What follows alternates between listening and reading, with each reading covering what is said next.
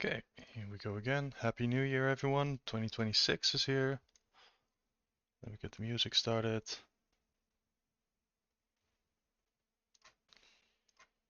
Let's see. Make sure that the volume levels are proper so we don't blow each other's ears out. Okay. So, hello everyone. I hope everyone had a good New Year's Eve and a good start of 2026. It's been a while since we worked on this project. It's been a little over 2 weeks now. Close to 3, as the last 2 Wednesdays we had Christmas Eve and New Year's Eve following on Wednesdays, so I was unable to stream. But now all of that is over again, and this is the first Wednesday of 2026. Okay, so looking at our model, we are closing in on finalizing the high poly. Last stream we were working on the skull that's on the wrist, and I made a little list for myself. And if we go from the head down, I would like to do another polishing pass over the fur tufts in the ear and on the cheek. I still need to find a way to make them blend together better. I have to make sure that the fangs of the mask are cleaned up, because currently we see like polygon artifacting. Same for the nose, so that can probably be fixed with another subdivision level. Silhouette of the shirt is slightly off. It creeps in too much to the inside, and I think I can push it out a little bit more. We have to add another detail on the skull, as there's like some cracks and some, what do you call it? Like striations? Like carve lines on the horns. And it looks like these fur tufts are too small. Oh, hi Deke, welcome on in. Okay. And after we fix that, we need to go another pass over the guitar, as this thing still has a very old skull on it. It's way too soft, it doesn't match the style of the rest. And there are a few elements that need tweaking, such as the connection between the axe head and the body of it. Where did this line come from? Okay.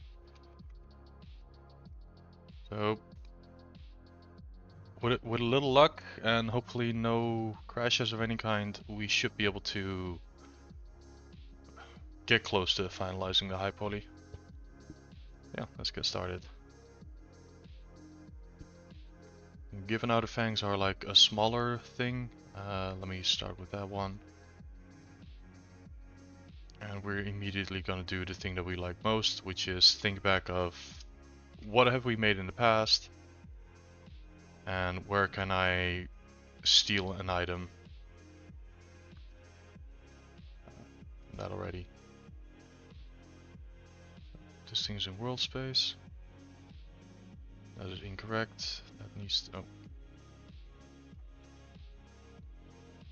Rename this folder, because this is not world space. This is the what do we call it? Like laced. And this one would be floating up top. There we go. Now we'll just grab these teeth. We've already done the work once, we don't need to do it twice, so we copy, or rather we duplicate, drag it out, rename it to mask teeth, so B, shoot it up to the top, and then we'll place it in the skull folder. And we can turn this off again. Okay, we only need the other two, so delete hidden. And we'll see how well we can move these in.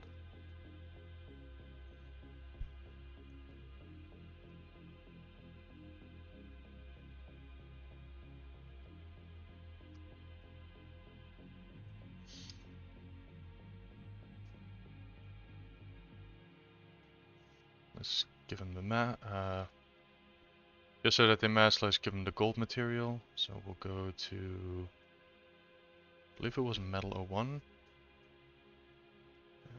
MRGB color fill object. Now they should have it as well.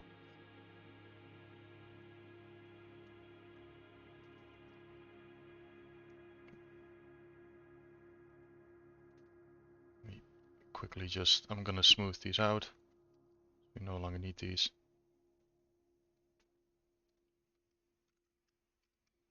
Or rather,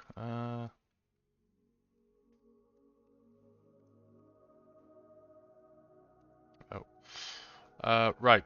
Minor housekeeping. It might be that at some point you hear a power drill or something going on. I have new neighbors downstairs and they're they're they're they're they're getting settled in, and that includes drilling holes into the wall for, I don't know, extra furniture or like mounting shelves. So great fun to suddenly hear like drilling at 2 in the afternoon. Okay. So rather than like completely getting rid of it, I guess we can just pinch him and then just nudge him in.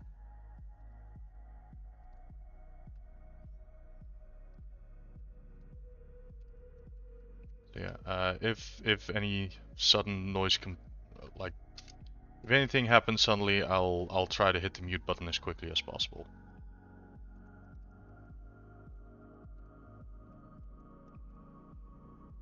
Okay.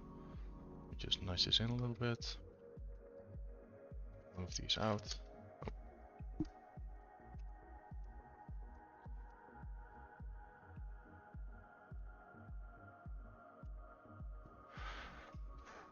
Destroy neighbors. Well, no, I'm happy I have new neighbors. The previous one, it's the one that had like multiple parrots inside an apartment in a city. You don't need an alarm clock if your downstairs neighbor has 5 parrots. But unfortunately the thing is that those parrots have no concept of time, so they'll just start shrieking at whatever time they want. Whether it's 7 in the morning or like dinner time. They don't care. They just scream. Okay. Looking at the concept, these look to be more flat. So one thing I learned recently is down here, I placed it on my UI, polish by features. So rather than a regular polish, which will just turn everything into like a sphere again, or try and gummy it out. Polish by features actually respects edges and creased edges. So if we nudge this slightly, they'll become less inflated. They'll lose a little bit of volume, but those we can just nudge back in with the move brush.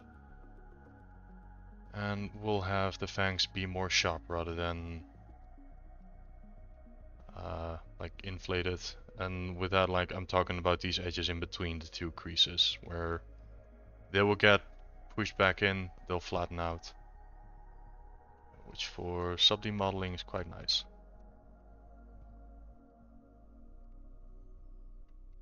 Okay, I'll see. This thing has 5, 6 subdivisions already. Let me see if I can just get away with a pinch brush, just to make it look more embedded.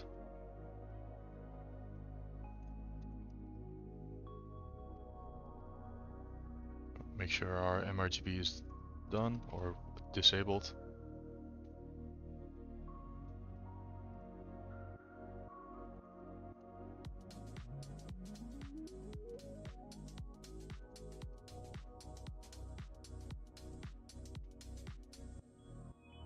Just make it look like these two are a little bit more connected.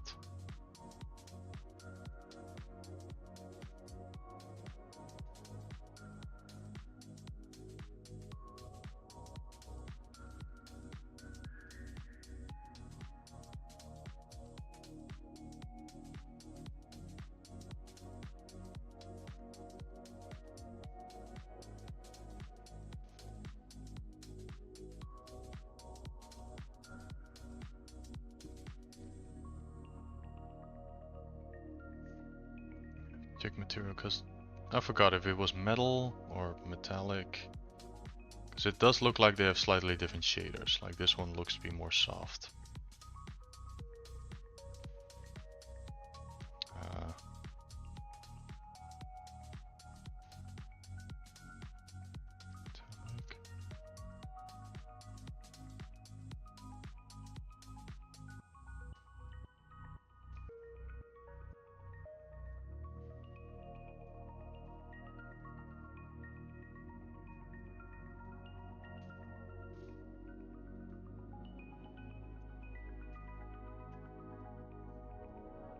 It is metallic, it's just that these creases are a lot sharper.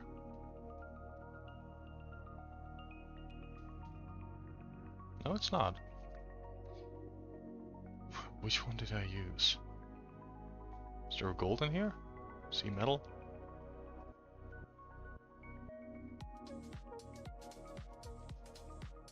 Okay, I guess it's C metal then. Material, fill object. Yeah, okay, it is C metal rather than metal 01 because yeah, we have multiple metals in here. It's fine. Okay, now it's more uniform. Okay, let's see. Make sure that this one lines up.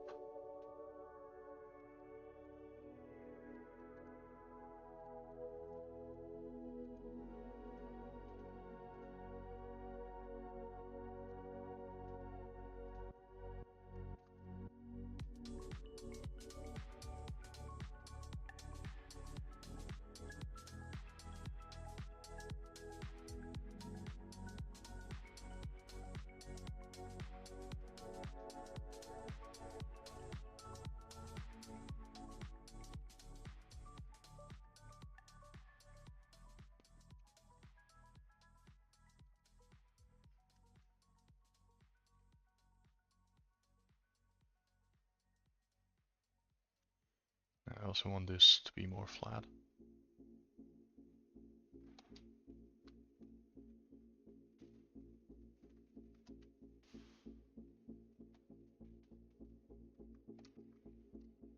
Like from a distance, this looks fine.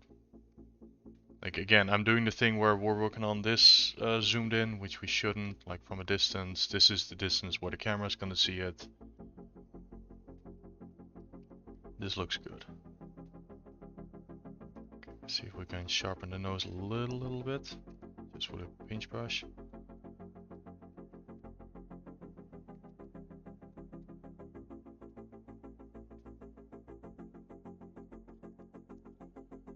Damien standard to carve in.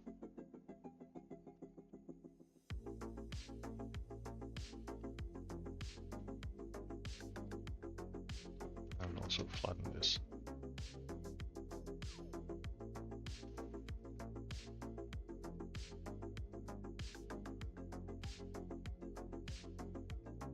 Okay. Now there are a few buffs and scratches in this mask. For example, there's like a mark here, for example. Now I could do this in the high poly stage, but because I'm not quite sure how this is going to look up in, or how this is going to look in the whatchamacallit, the shader that we're going to use at the end, like a toon shader. I'm not quite sure if like carving it in the normal is the right way to do it. So I'm going to leave them out for now, and I'm actually going to I'm going to try and put them in the texturing stage, because like if I would have put detail in like this is just normal map information, and we can kind of see that it's going against polygon flow. So this thing, this is not going to give us the cleanest of results. So I'm going to save those type of details for the texturing stage.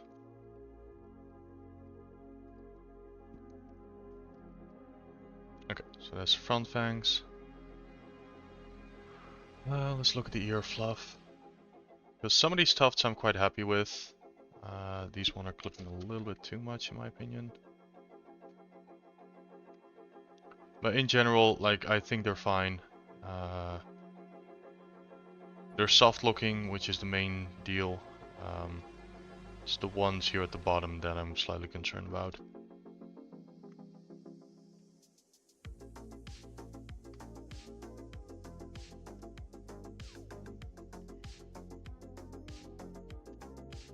Because it's the transition blend that I'm unsure about how it's gonna look.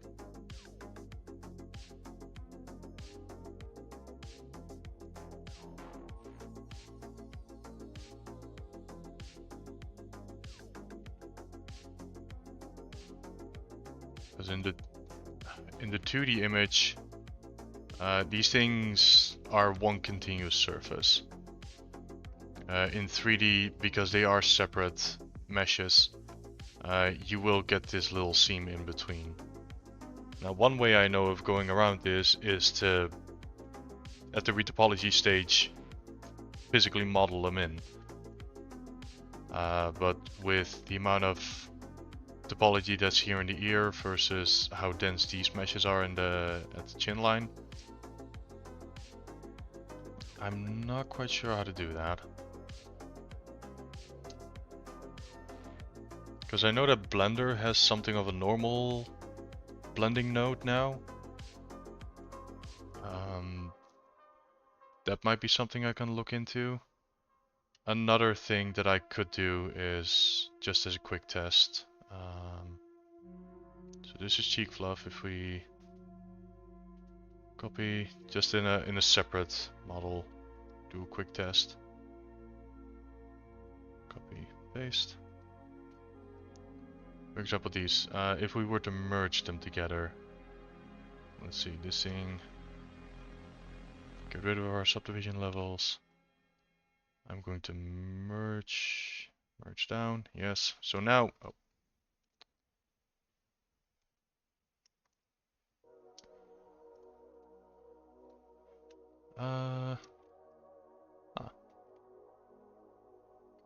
okay. I forgot that these things gotta have subdivision levels, so we'll again paste.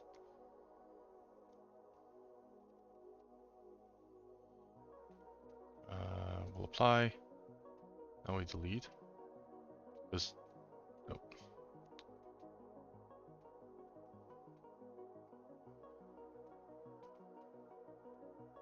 Merge down, yes. So if it's one continuous like model, what I believe we can do is use the H polish brush.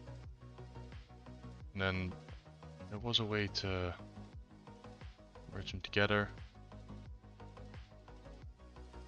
So you get something of a blend, but you can see that it also absolutely demolishes the bigger shape of the skull.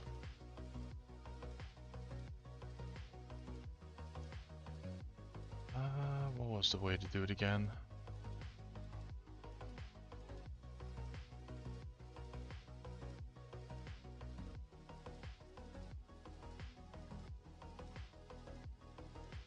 Hang on. Z projection was also one. Yeah, okay. So what Z projection does is it grabs your polygons and whatever subtool is underneath it, it's literally going to project. So I think if we do this very gently. Now because these polygons are so like smooshed up against the base, I think the normal map bake would be very clean. Though again, you can see that it has like a huge deformation on it now. So if we can...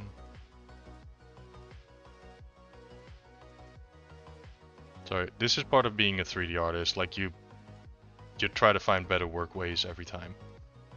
But we set up a morph target, we store one. We make sure that the base of the fur is blended, and then with the morph brush, G. And we very not have RGB on.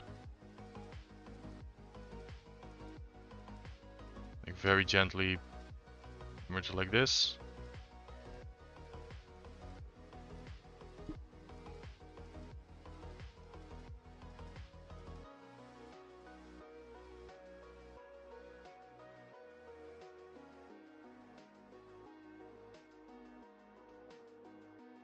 It's a solution, though we'll have like this weird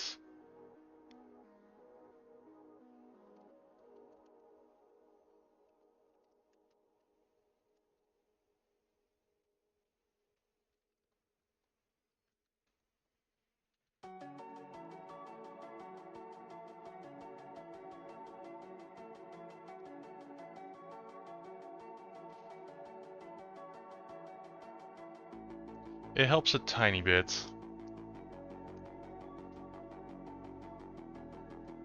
I vaguely remember there being a method where you could somewhat bully them together, where ZBrush will, what do you call it? It'll generate faces in between them, which gives you like a nice little lofted surface between it. Though that would be something that I have to research off stream, because otherwise we're gonna be here like 2 hours looking at like the potential methods. And I don't think that's gonna be like pleasant content to look at.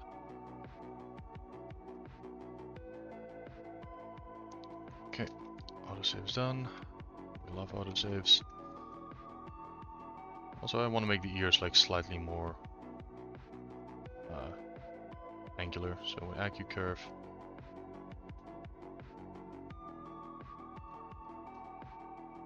Just a smidge.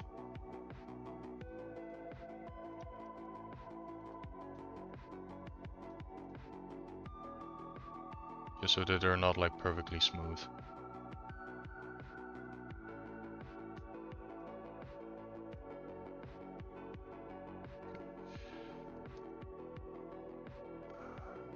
Okay, so the fur tufts is something it's a technical thing that I'll have to look at. We'll keep going. So, up next, shirt.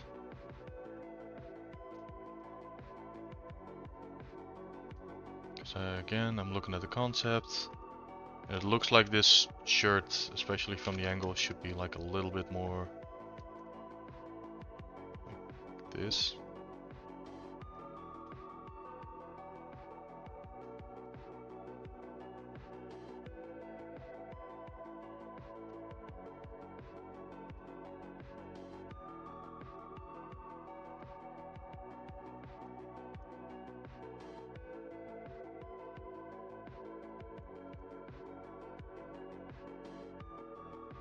I'm still not quite happy with how lumpy this surface looks.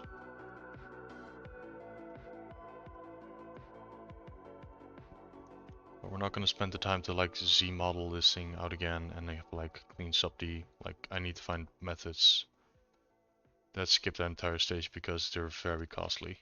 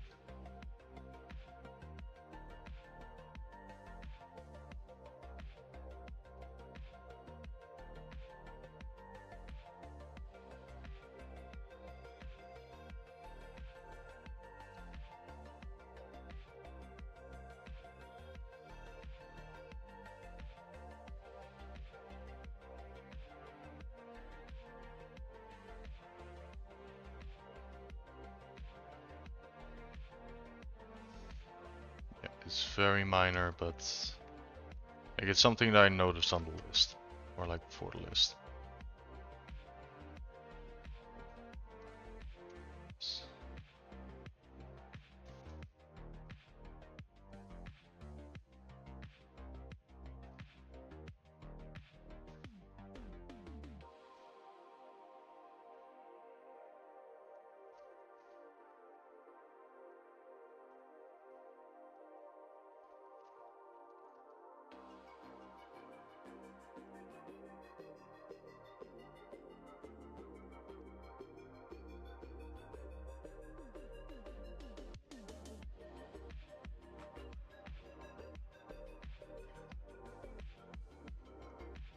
Checking the list. Alright, that.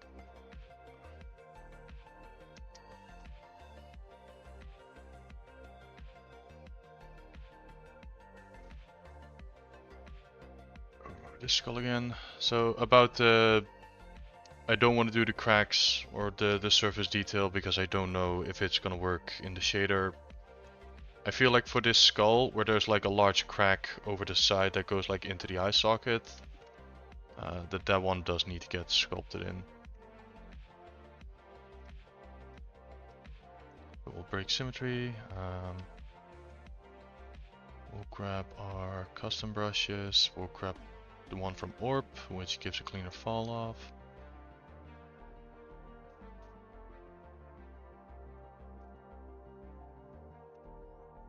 And this thing probably needs a lot more polygons as we're currently on 200,000.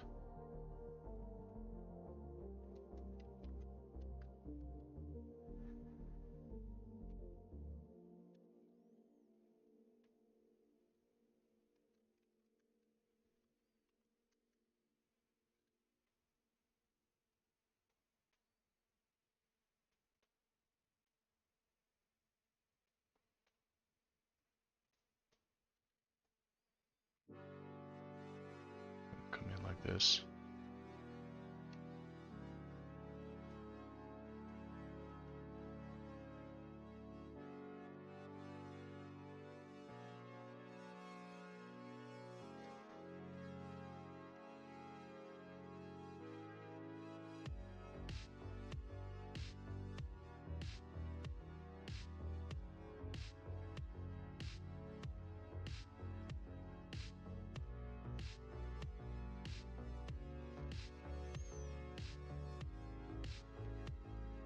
Make sure that a lot of these things are like actually sharp rather than just. It's when you look at something you're like, ah, okay, I can see the effect, but it's not quite there. So it needed more surface information.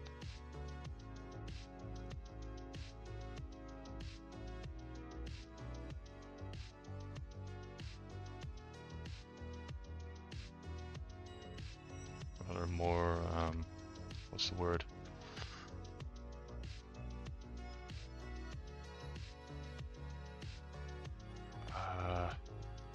It needed more intent. I think that's the word I'm looking for.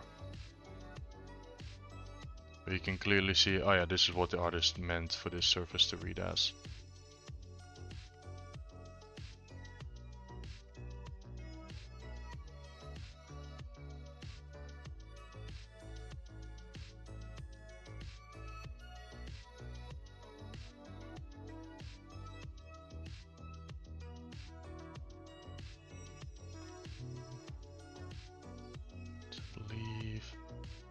Okay, this is mildly cheating, but like having alphas like this can absolutely speed up your process. I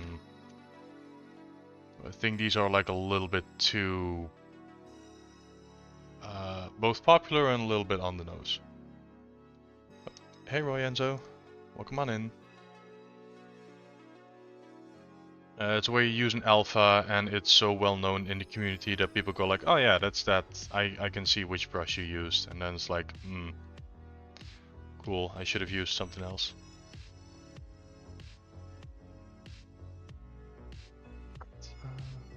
We'll do it by hand.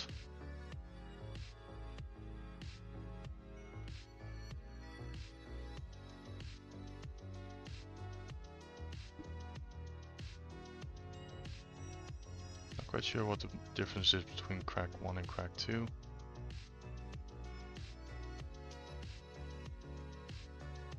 You just finished your low poly. Hey, nice, well done, congratulations. I need...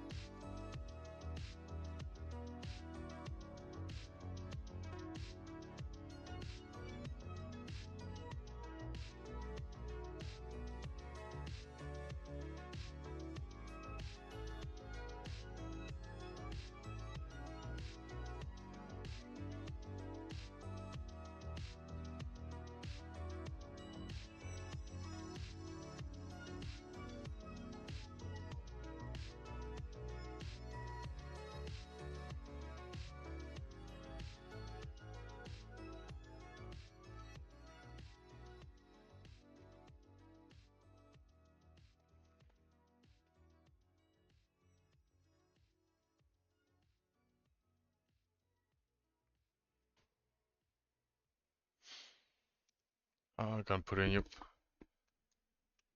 Got it. Yep, absolutely. Like if it's like you're proud of it, put it in your portfolio.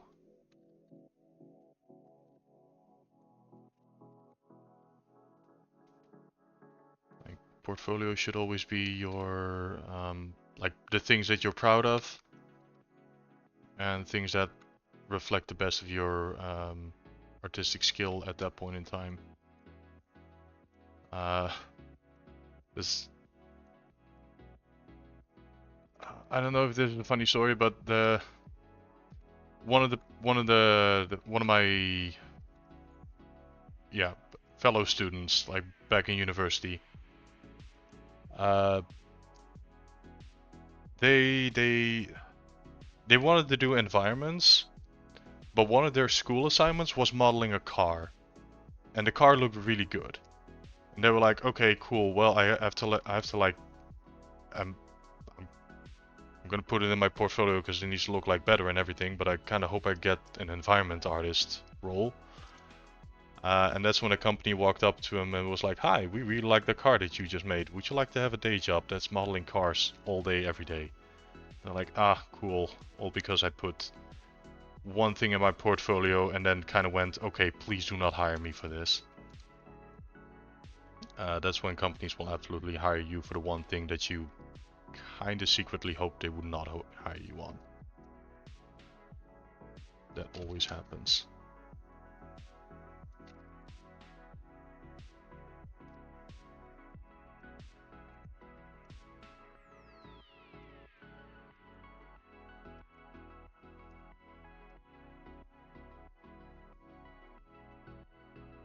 So yeah, only put stuff in your portfolio if it's like, this is work I'd like to get hired for. Otherwise it will bite you in the ass.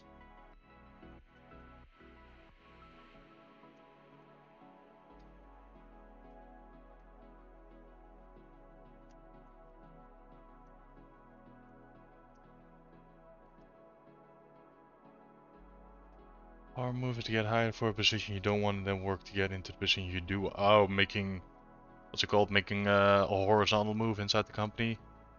Like, hi, I got accepted as, like, environment artist, but man, do I want to do characters? And then you slowly start inching away towards that.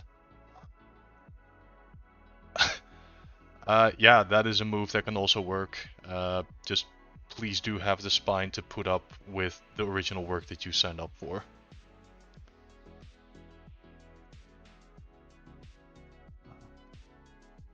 That is very much a tactic that a lot of people use in the industry as well.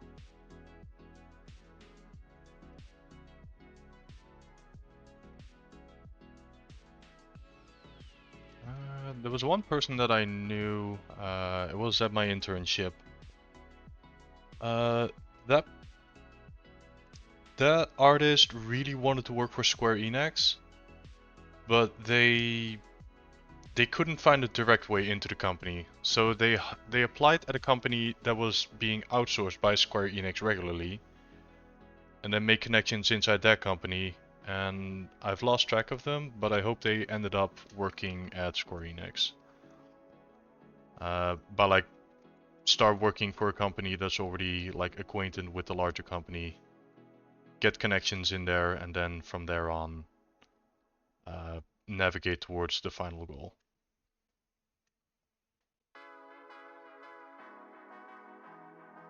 I've seen some people make very creative career choices to get where they want as a final result, which is great.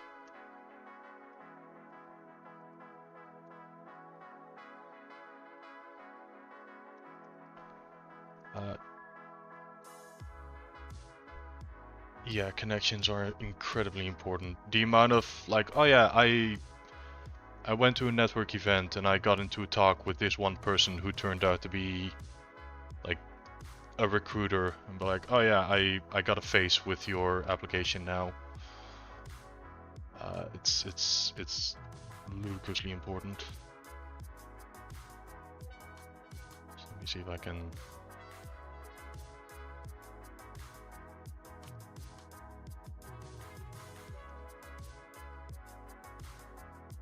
So,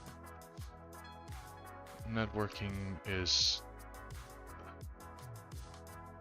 God, almost as important as your portfolio these days.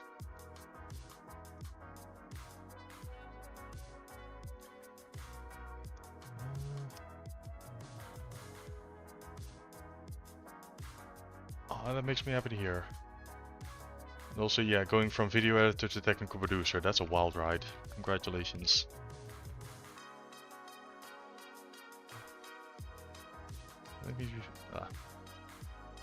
That makes me kind of happy to hear that I'm like inspiring other people as well.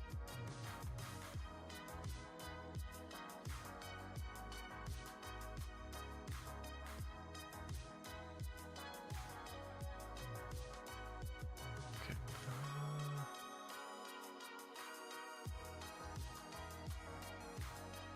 Let's see. I want to these things look a little bit more angular. So large, like again, if you missed a previous stream where I explained, so usually with a regular move brush, you pull on something and then you get like this weird wobbly, smooth fall off. If you have AccuCurve, you get a far sharper fall off and you get these really nice, like more pointy aspects to things. Oh. There we go, first free beans shot of the stream.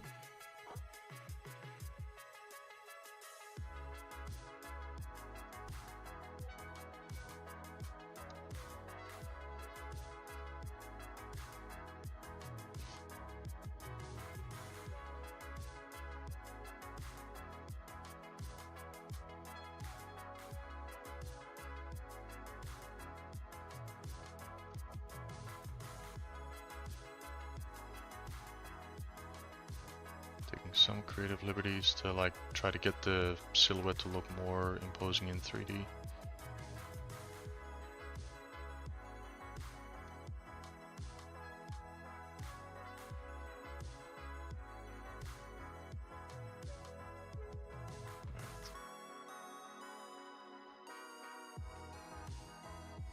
Maybe these things look a little bit too thick.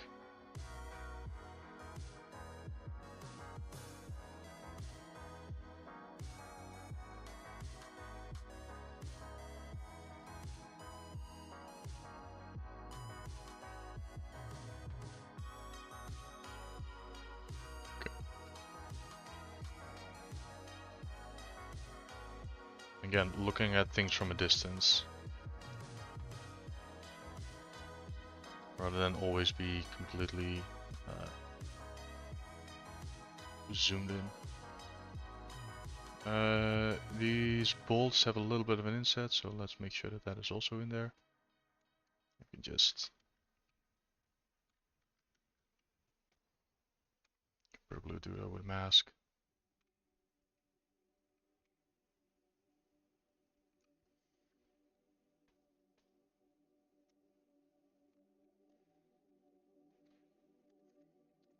Okay, we insert, or we invert. Get the transpose tool, got this little thing in between. And then just holding down Alt and selecting anywhere on the surface will set it to normal, and then from here on should be able to nudge it inward and make it look like it's a lot more embedded.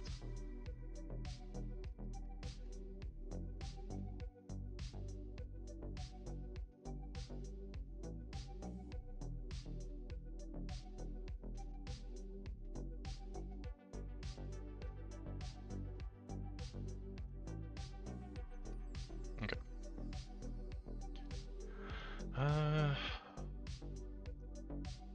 So I do want to go fast, but I don't want to rush the ending.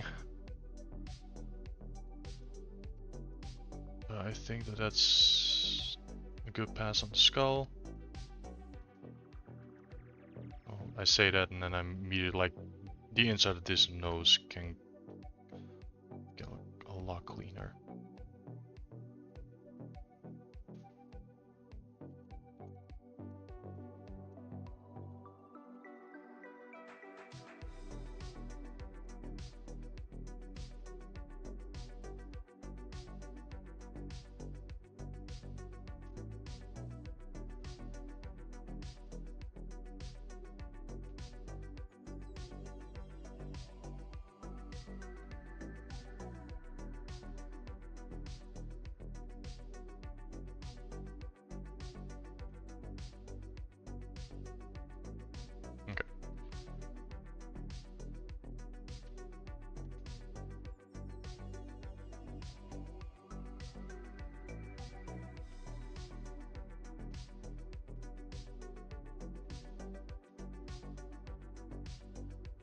So when autosaves begin to take a little bit longer, and you're like, oh, is this the day where we start crashing out?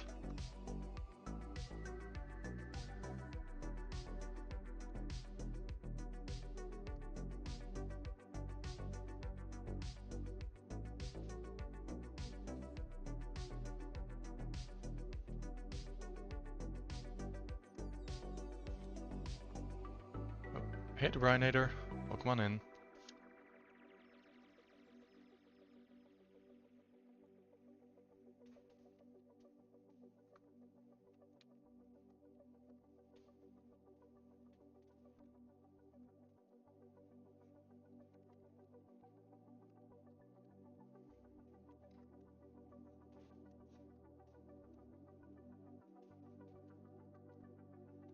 Yeah, how are you doing? Happy New Year. And that goes for everyone. Everyone, Happy New Year. I hope 2026 is going to be a great year for you.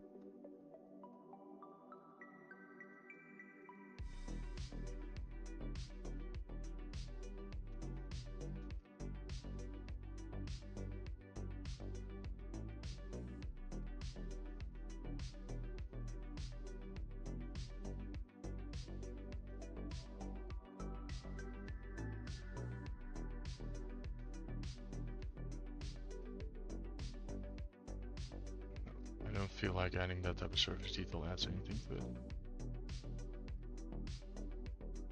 We'll keep it smooth. If we want to have like stripes in it, I think we'll do that in the texture set or the texturing stage. Okay, so I'm gonna call that one done. Up next, right, these fur tufts. I vaguely remember in the previous stream going, oh yeah, if we make them too big, then they're gonna start, like when the character bends their elbow, then those fur tufts are gonna start clipping like mad. But I'm also looking at the concept and like those are some pretty sizable fur tufts that should be in there, so we'll make them slightly bigger.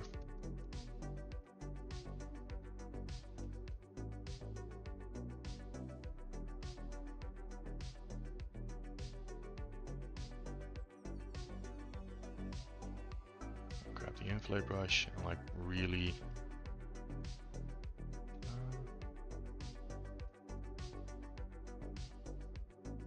and do a small polish.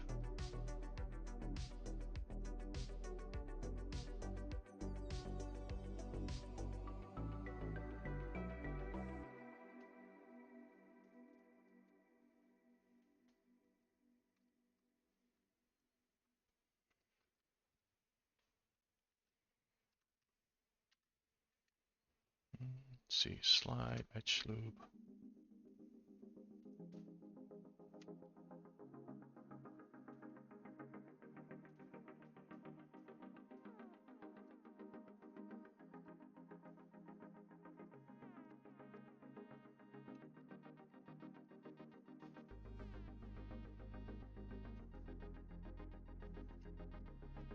Especially looking at it from the front. I just want this to read better. Read more voluminous? Voluminous? More volume. I forgot the word for it.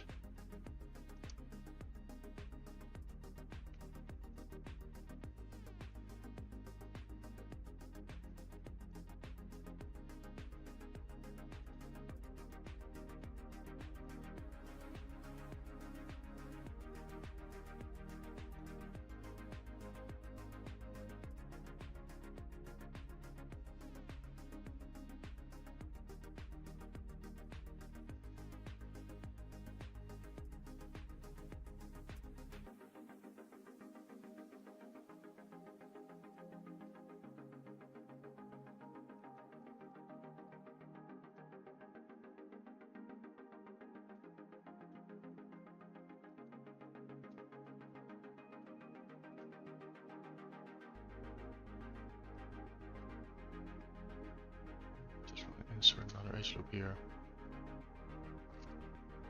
And then this one is going way off. Fixing the tension.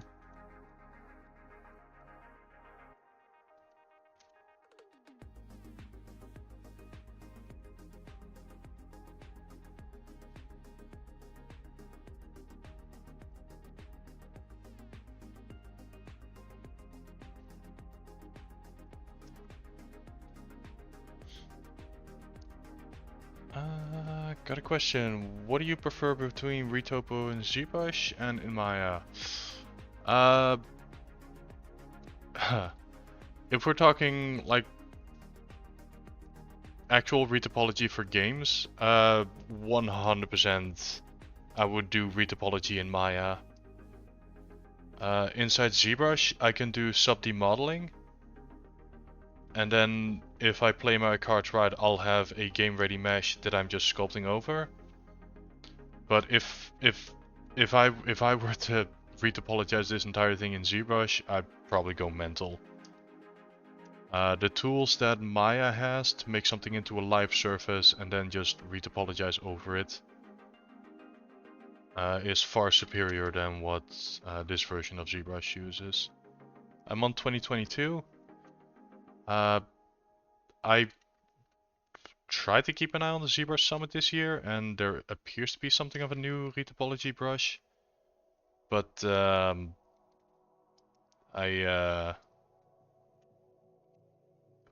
not swapping over to a subscription model of ZBrush. Like, I have this license, and this is what I'm gonna take with me to the grave.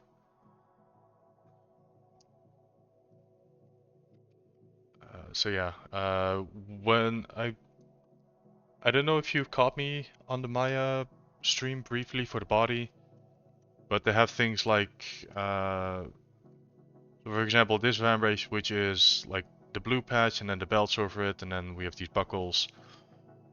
I want these belts and this blue patch to be, I want these to be fused together, and then I'll retopologize over that. I know how to do that in Maya. I don't know how to do that in ZBrush, if it's even possible.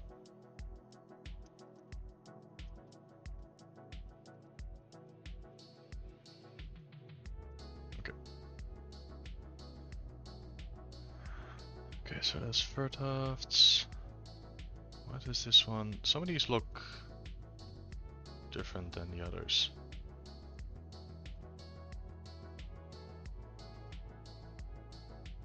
Oh, because I didn't have the proper creasing on.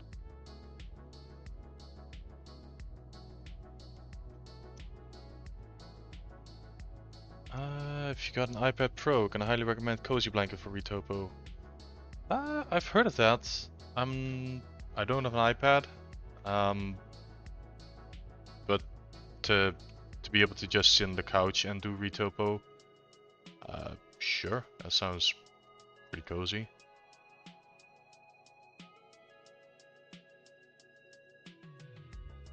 Okay, now I'm not quite sure why I keep getting this.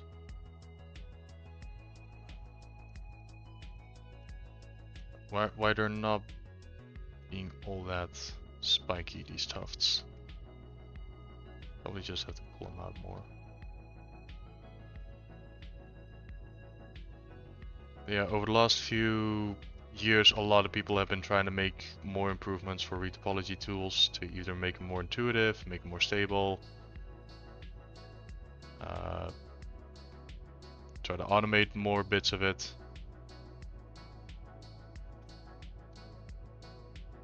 Yeah, Cozy Blanket, I've heard of it, haven't used it myself. I do not have an iPad.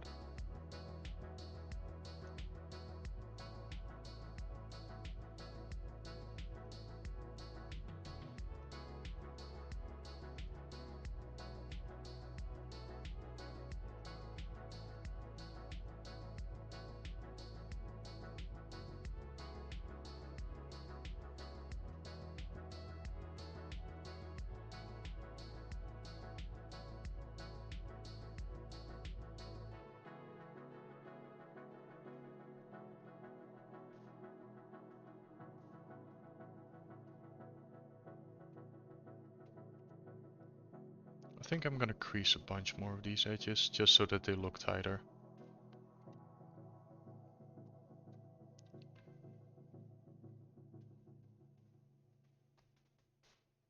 Like have them read more intent or with more intent.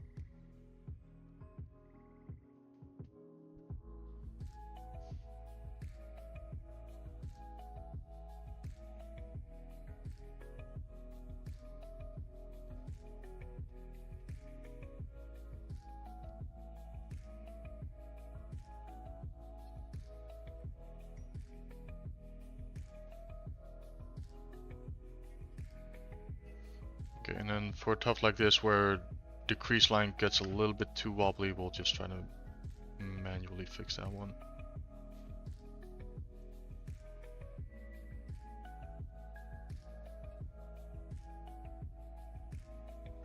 So the whole concept of straights versus curves, and you want your creased edges to also follow that. You don't want things to just go wibbly wobbly for no good reason. Everything needs to have intent behind it.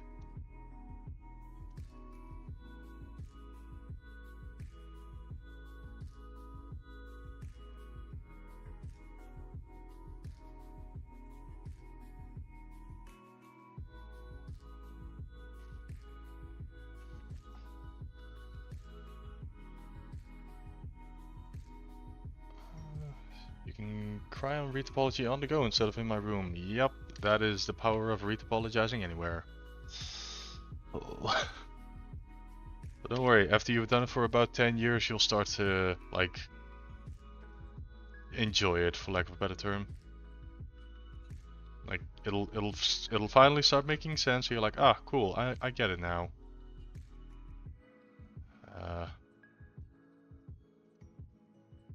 Yeah. Just gotta power through.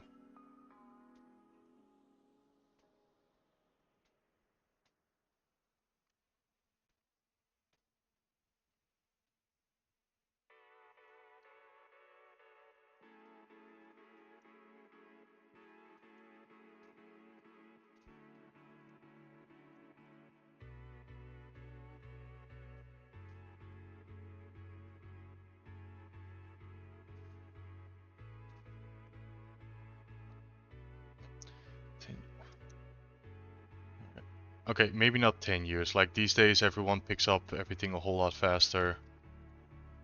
So, just a little bit of wisdom that I need to like do more myself as well. The concept of what do you call them? Pillars and bricks. Where if you're trying to go for pillars are like your big projects, your full-blown characters, your like this is going to take me months to complete projects. Uh, they're really nice. They can end up as beautiful portfolio pieces, but they take so long that they also take an obscene amount of energy. And the bricks are like the small studies. I'm gonna do a head study today. I'm gonna do a hand study today. I'm gonna like sculpt a shirt and try to get the folds to really feel like it has weight to them. Those type of small studies. Having a proper balance of small projects where you learn a lot and then applying them in the larger like full character pillar projects. That is a far healthier way of doing things than always just going for full-blown characters all the time. Um, how do I say this without uh, like the whole do as I say, not as I do, because I keep going for full-blown characters. I've done small studies, but then they become full characters. Your experience is 1 year and 3 months. Oh, it, making a character in the first year is already quite a bit. So, uh, back at back at university, we were not allowed to touch characters until the second year.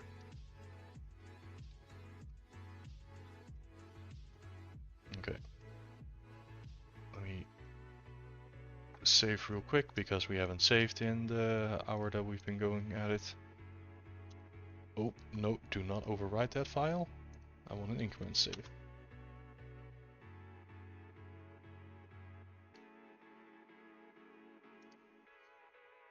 You want to practice sculpting to make the next guy better, so I just try ahead next. Yeah.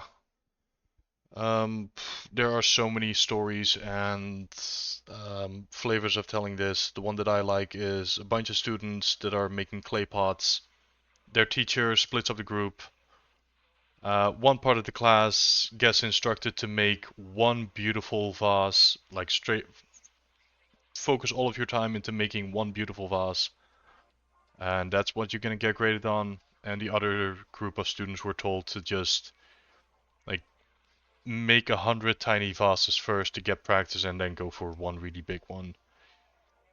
All of the students that made 100 smaller crappy vases before making one big beautiful ones had better vases in the end than the people that tried to make like the biggest, best project that they've ever made straight from the start. Uh, I th I think that story is quite clear for everyone to like see what the spirit of it is. Like, don't immediately try to go for the big thing, like make studies. Do small incremental studies. You'll learn a lot more and a lot better, and you won't get burned out. Hey, Uncle Wolfie. Your university pushed you to do a full body character after 4 months of learning. Ah, damn. Were they trying to turn you into a Spartan?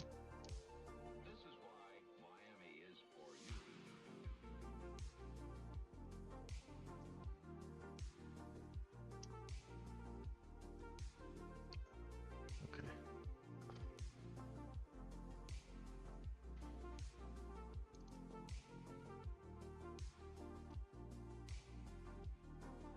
Okay. Loading.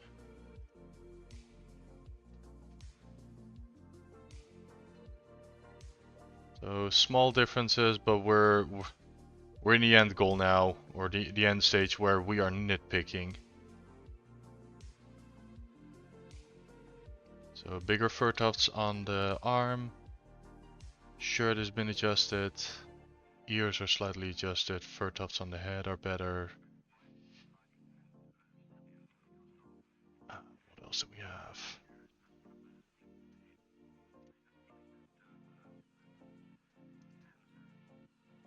We should probably take another look at the axe. Okay. Because that thing is here. Right, we did a little indentation test here. Because that thing... So this is one of the chips that does have effect on silhouette, so it needs to be there. But a lot of things... Let's see, alpha... Small line. Oh, it's this one. Yeah, this is almost like a scratch brush, which we are going to use. So I just want to emphasize we have advertisement.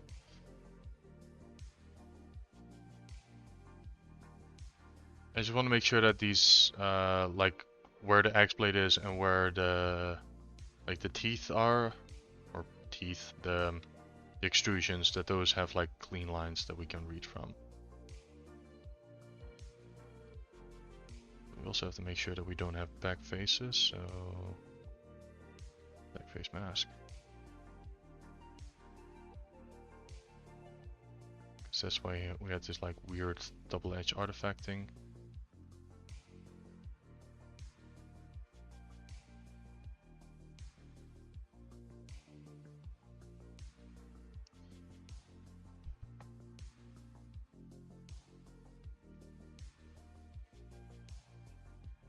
We love autosaves, especially when your project gets a bit big, because we're currently sitting on 54 million polygons.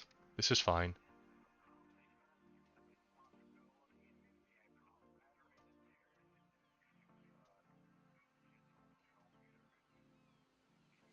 It always creeps up on you.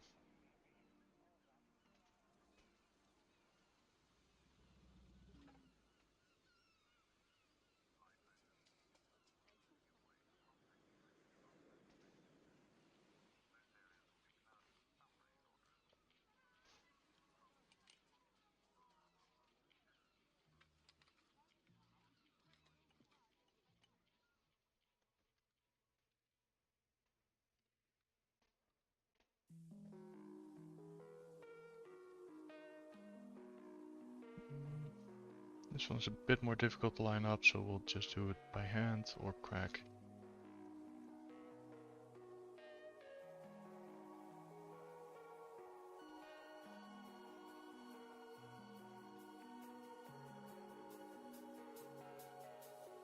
Okay. And I do want this to fit better. Adjust this point.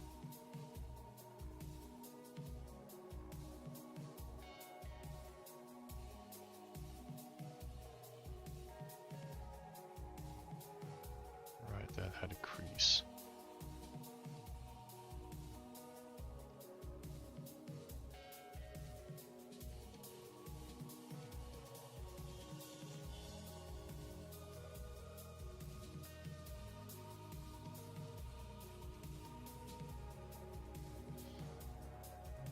And I really think that just from a design perspective, or how is this made, I don't think that this would have like such a thick rim. So on the low subdivision level, we're gonna like try to make that more form-fitted. With the exception of the top.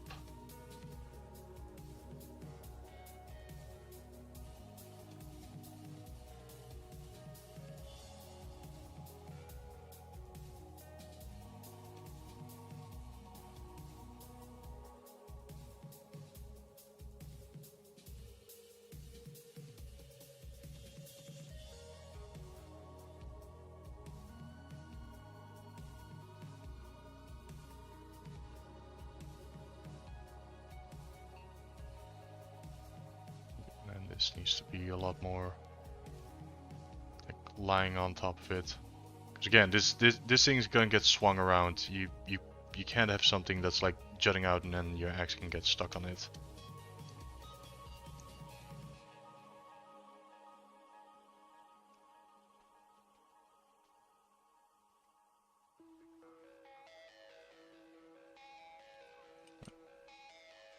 Smooth back up again.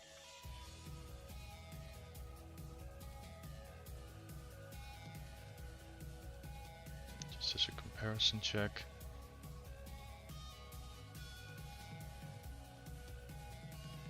It's a minor detail, but this is also going to help with retopology later on.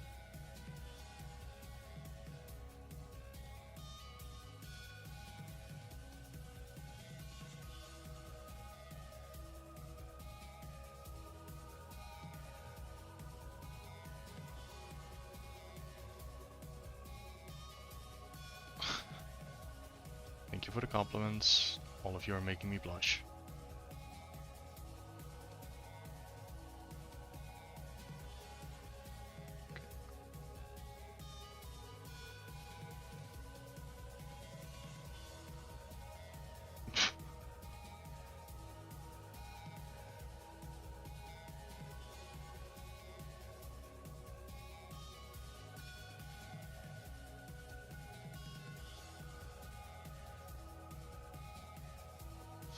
Okay.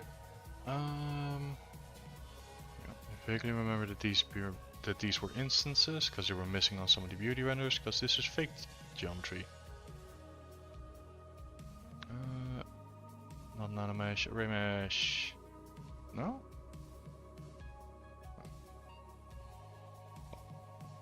Okay.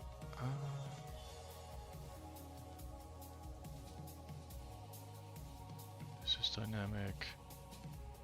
Gonna make sure that our subdivision levels and creases are like all of the same level, so we don't get any weird inconsistencies.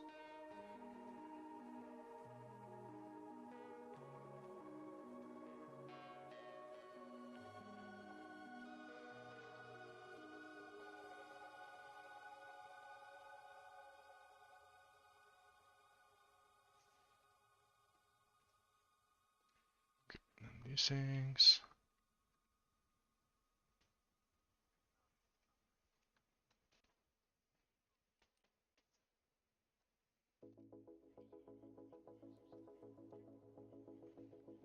Okay. So it looks like I didn't crease those before I started duplicating him. Can I fix that?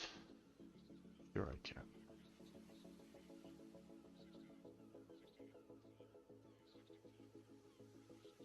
We'll just use the gizmo. Using the move tool with the gizmo, if you hold it at the base, you can flatten things. It'll just push the polygons in that direction. If you ever notice that, hey, I have one vertex that's sticking out like this,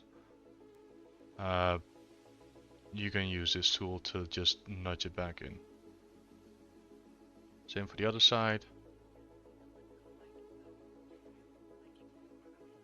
So rather than trying to move each vertex individually, now we just nudge them like this all in one go. Oh. Hey Juice, welcome on in. Good morning, good morning. How are you? Let's see, I got crease. Cool, Yin. Yeah. We're closing in on fixing the high poly of this, and once again, I am not the person that came up with this idea. That honor goes to Il55 on social media. They did a really good job at drawing this thing. So I felt inspired, and that's why I chose to make this guy.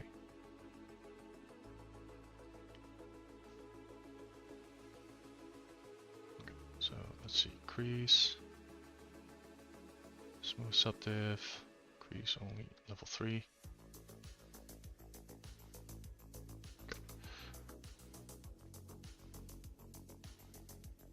Alright, and now we gotta work on this skull again.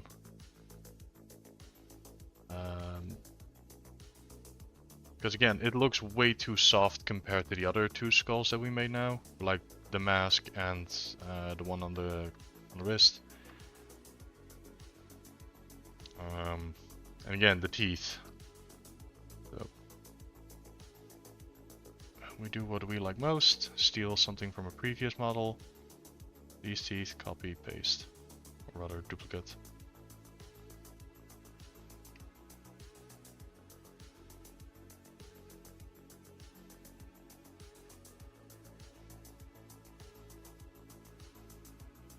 Teeth, X, skull.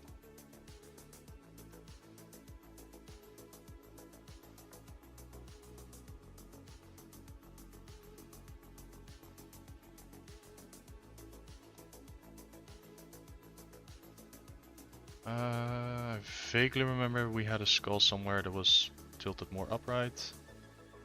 Nope. Alright.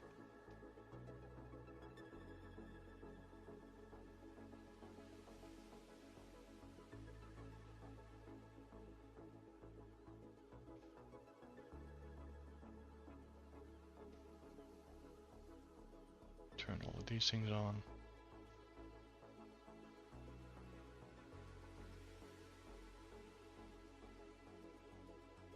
Get these teeth back, and we'll work on this for a moment.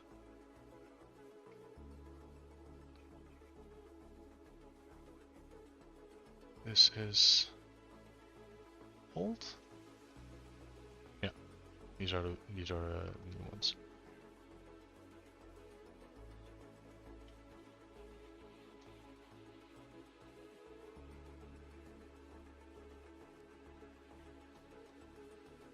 Okay, rotate in place.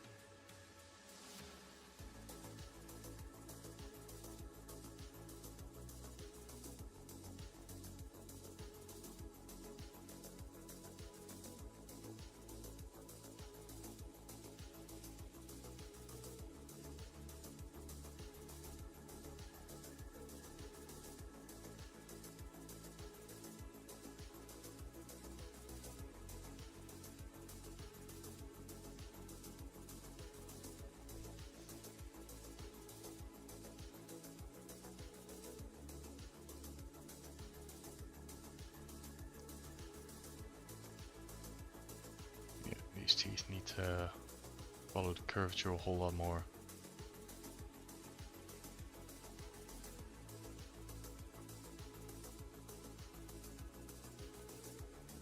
Need to be far wider at the base. So, okay. For a split second there, I was worried that it might have fused the teeth at the front, because that's what happens when you have a vertex over the center line and mirror. Luckily, that didn't happen.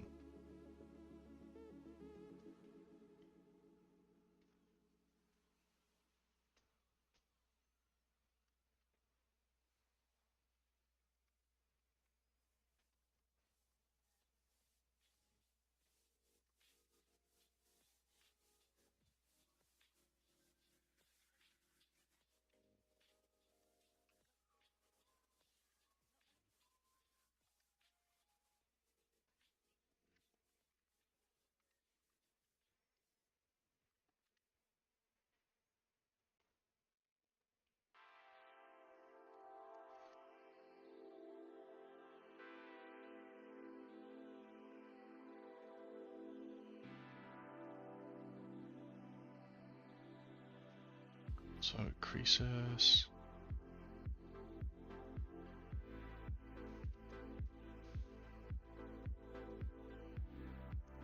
Yeah. So the reason why I keep hammering on the creases is over here you have an option that lets you dictate how many levels of subdivision it has to hold on to the crease, which is to not let the vertex smooth out. And if you have it too high, like it'll now it'll keep the crease up to subdivision level 10. We're on level 4, so this is a perfectly sharp edge. There's no such thing as a perfectly sharp edge in real life, nor in stylized, so I prefer to soften them up a bit. So I only have them hold up until level 3, and from then on they start smoothing. And that's when you get these nice, smoother edges. which catch far nicer highlights later on.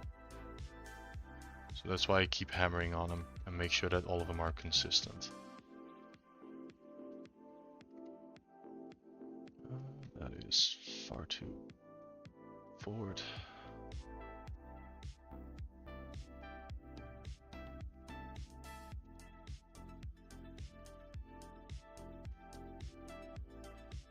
Okay, let's see if we can fix this skull because it is far too soft. Probably age polish to like start putting in the planar stuff. Also, before we start, this topology is not going to do us a lot of favor, so I'm going to Z-remesh it once.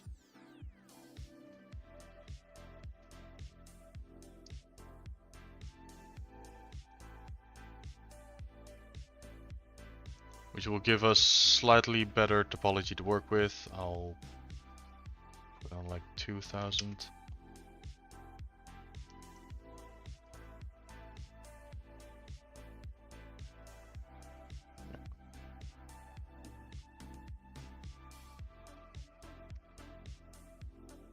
Color fill object.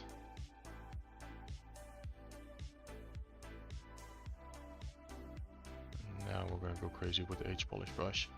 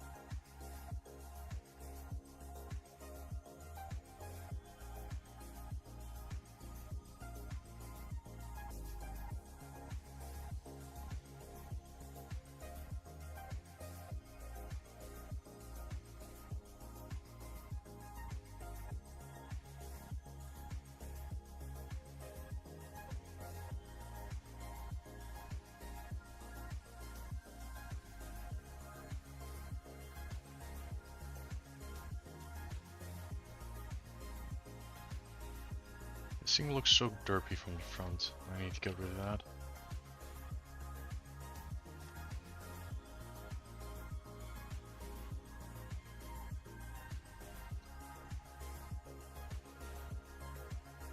Probably because we have this shape which looks like raised eyebrows. Like if anything, that thing should probably look a lot more like eyebrows down. Grr.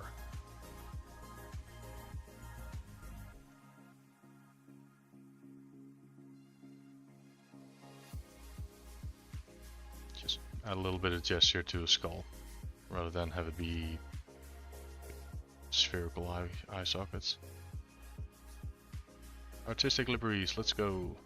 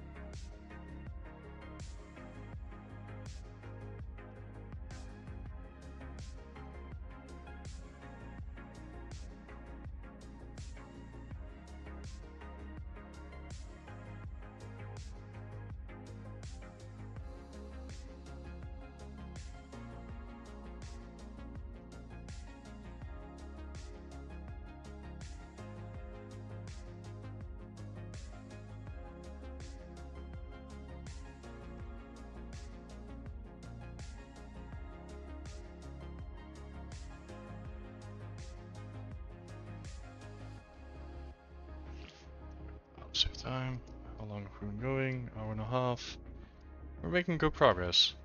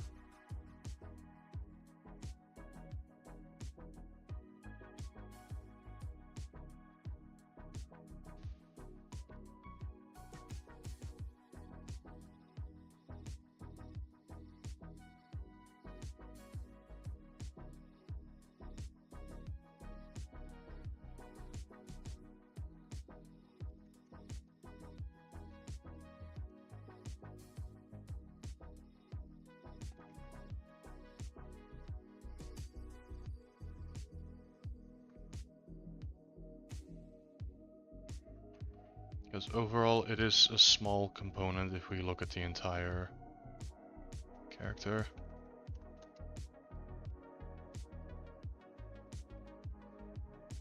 I think that looks fine. Up here we still have one of the old bolts. Let's swap that one out for a new one that has slightly cleaner topology and better shading.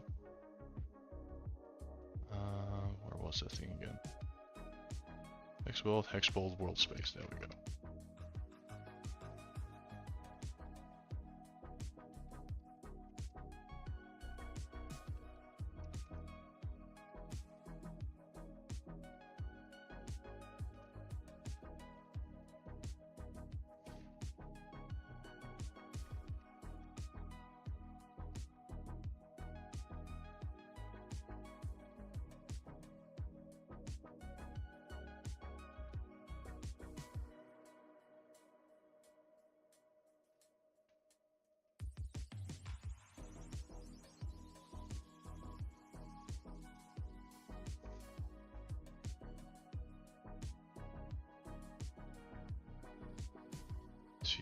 Mirror and weld. Yep, both sides. Grab the color.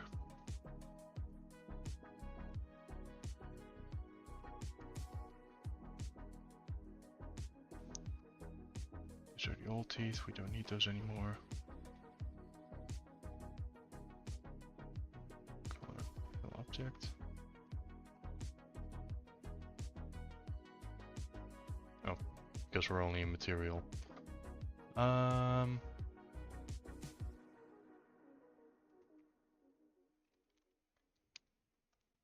advertisement starting in a bit. Fill object, yes. And then with these bolts of like 500,000, we don't need them anymore.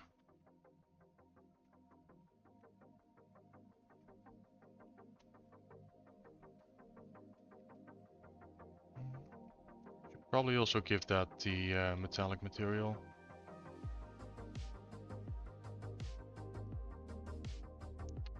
See metal.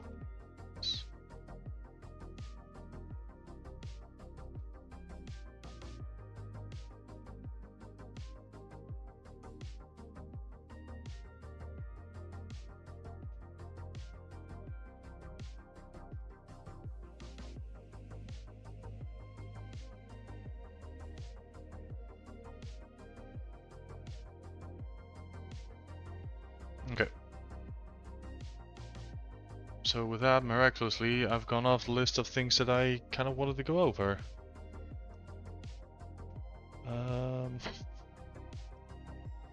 Now I have to figure out. Now I have to figure out what I want to do for the remainder of the stream. Well, as in, we can still fix the fur tufts. I could probably also clean them up by quite a bit because these were very much like slapped together. And especially if you look at the fur tufts that are down here with the nice crease lines, I'm sure we can manage something like that as well. Especially the ones here on the bottom, they look some of these look more like molten spaghetti, and we don't want that. Okay. So that will be fur tufts. Ear fluff? Yeah, this is old.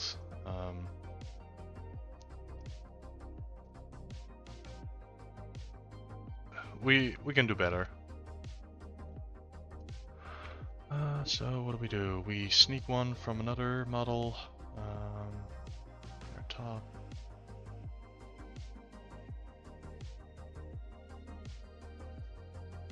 Hello.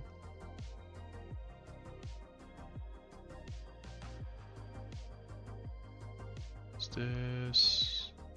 No, that one does not have clean topology.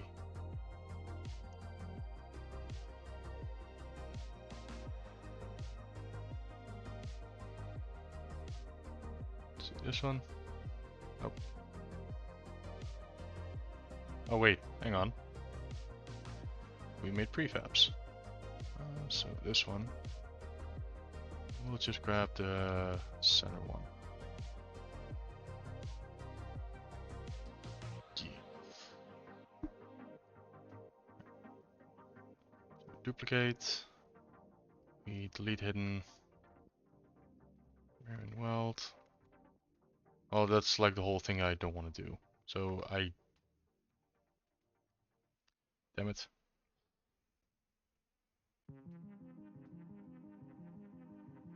Alright, kicking this up here. Ear fluff, sub D.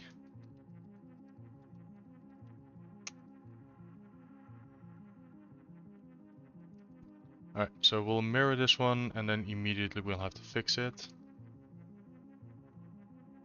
So that's gonna take some time.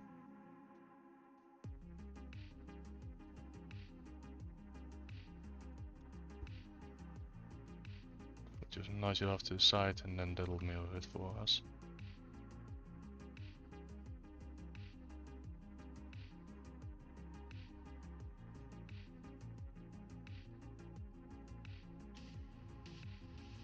Okay, and then we have a clean tip at the end. So the thing is symmetrical again. Let's see. I'd like to have a crease line that runs over the side.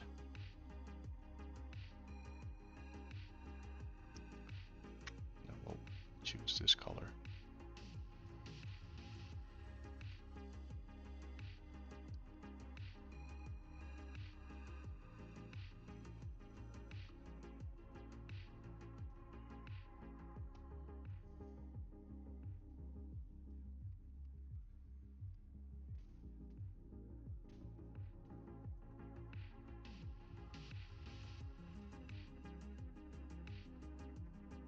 Okay.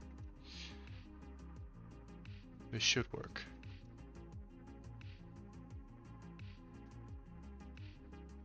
Polishing, now we can see. Okay, so with its stuff, we're gonna start working.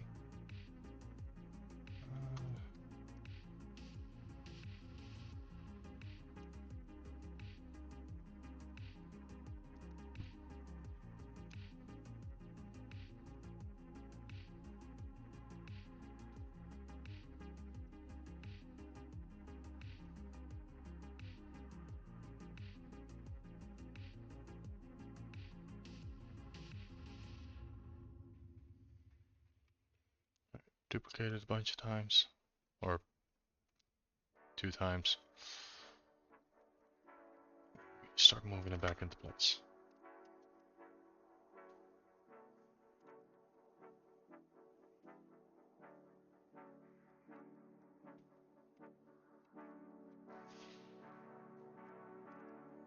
Oh, again, creases.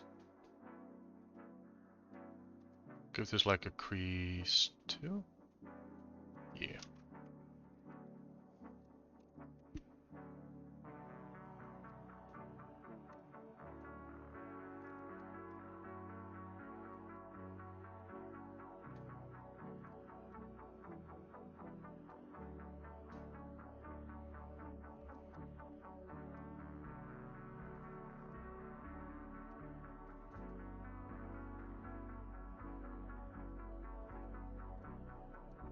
Again, with fur tufts, the concept of layering is extremely important.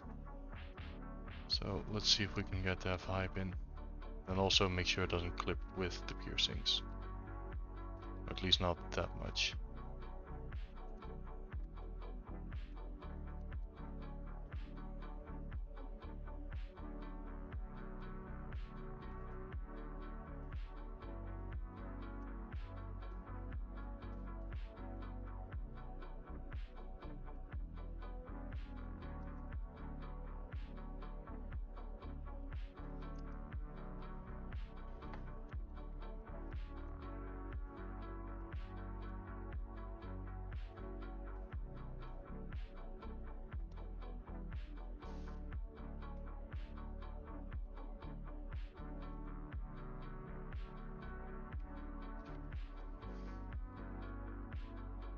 Yeah, so...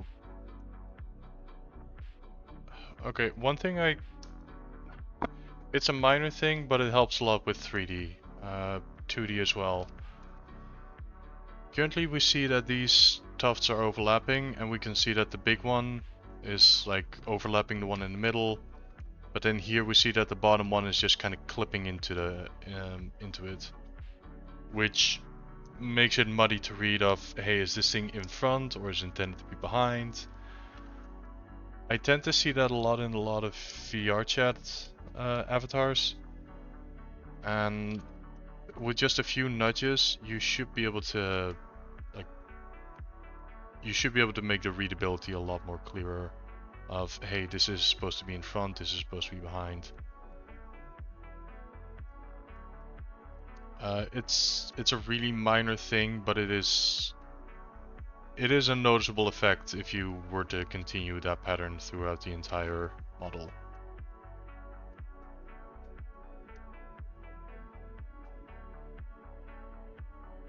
And then in 2D, yeah, it's the same concept of you look at it and your eye needs to be able to register, okay, this is in front of the other elements, this is what gives depths, rather than have things clip through each other.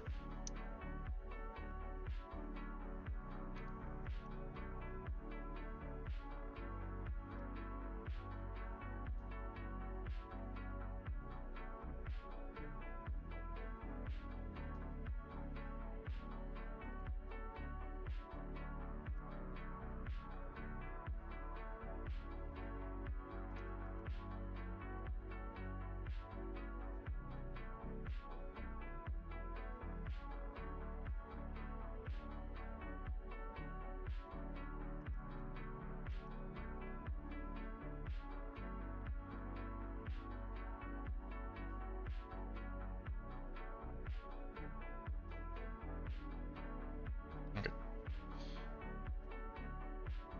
So that's the ear fluff fixed up.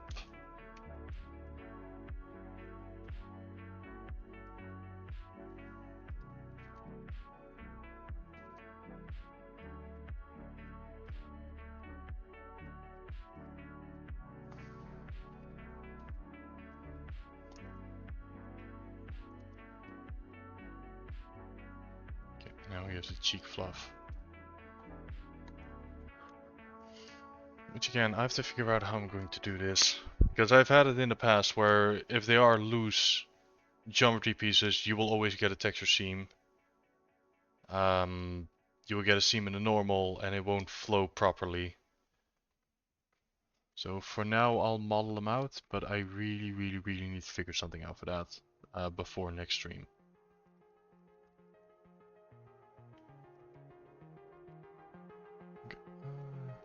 Okay, so we have 3 of these, so we can just duplicate these again. Duplicate, and we'll rename them to cheek fluff.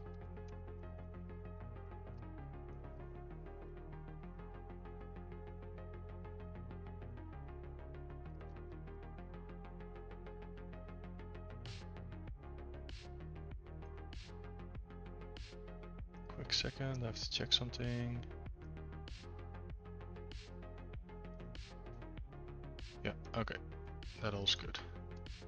Sorry, I got a bunch of notifications from someone and I had to check if it's like potentially an emergency.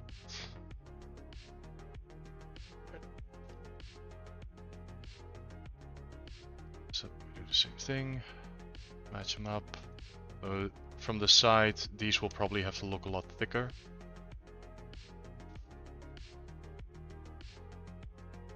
Again, you don't want to have like a gap in between.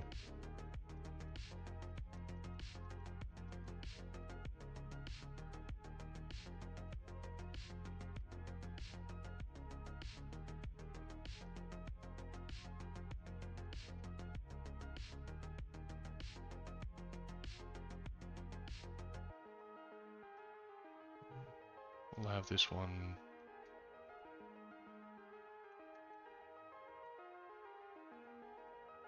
Again, I have to keep my own rule. Like making sure, like, or rather follow my own advice of having these things actually overlap properly.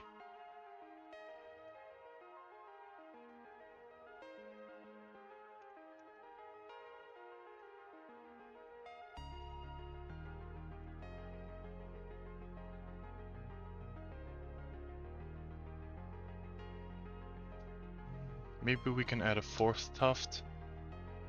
So if we, yeah, they're all the same polygroup, auto group and weld.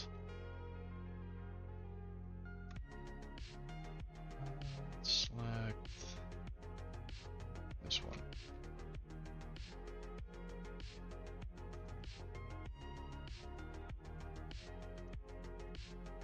Now I have like a 4th one, which its entire purpose is to be more of a filler.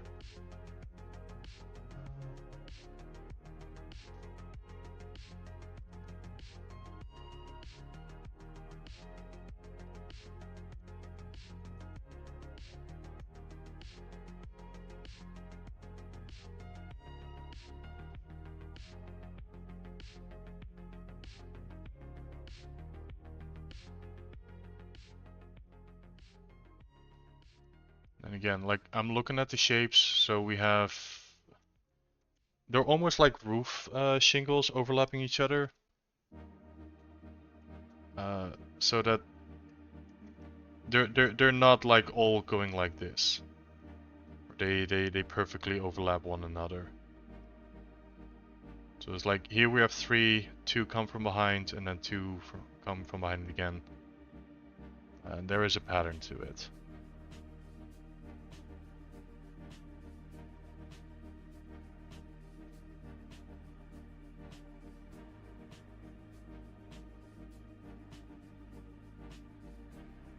I really need to find better ways of like explaining of like what my line of thinking is behind it, and then I don't know, find a way to draw it directly on the model, like OBS or something.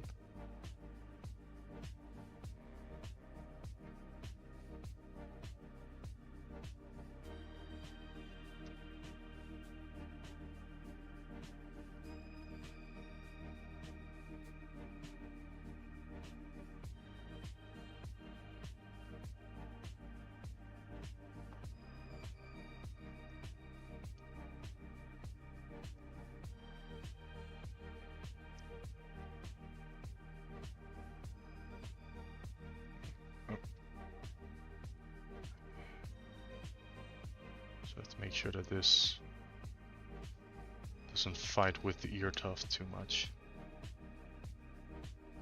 I lost symmetry. Did I?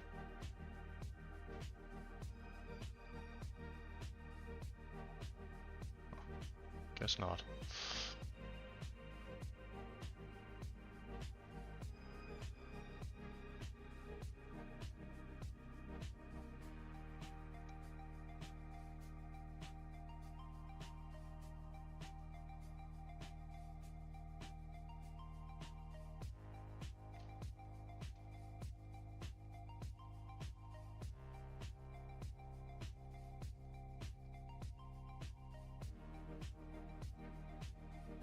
Okay, and now we'll just keep dragging out individuals.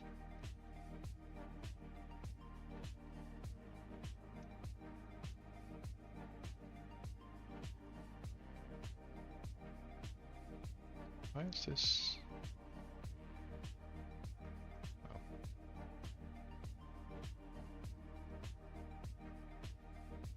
Oh, there it is.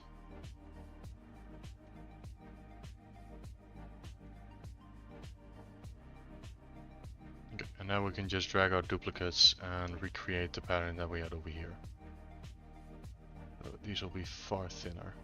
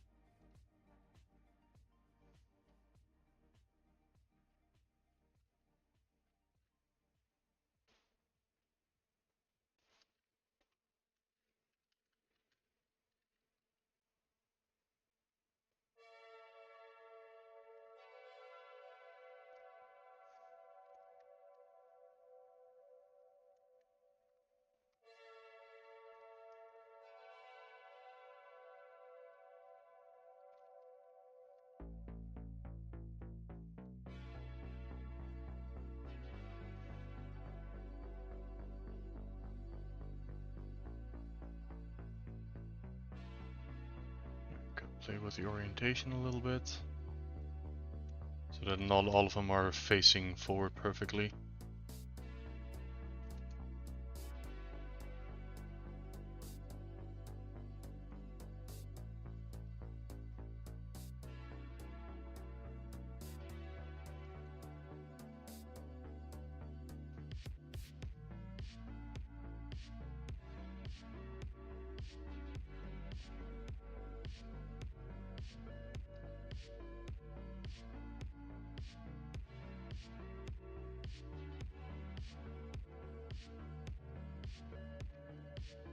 And I constantly keep using the polish by feature to just repair them.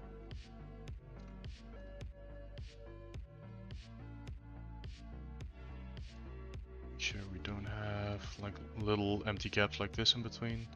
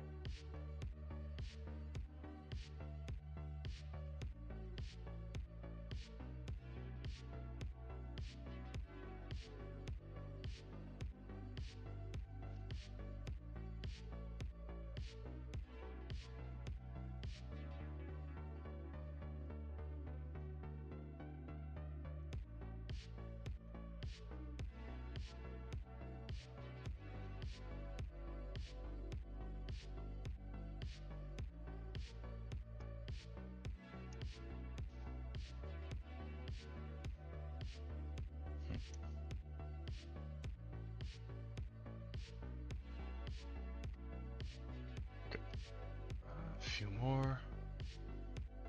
this one, duplicate, put them on the jawline.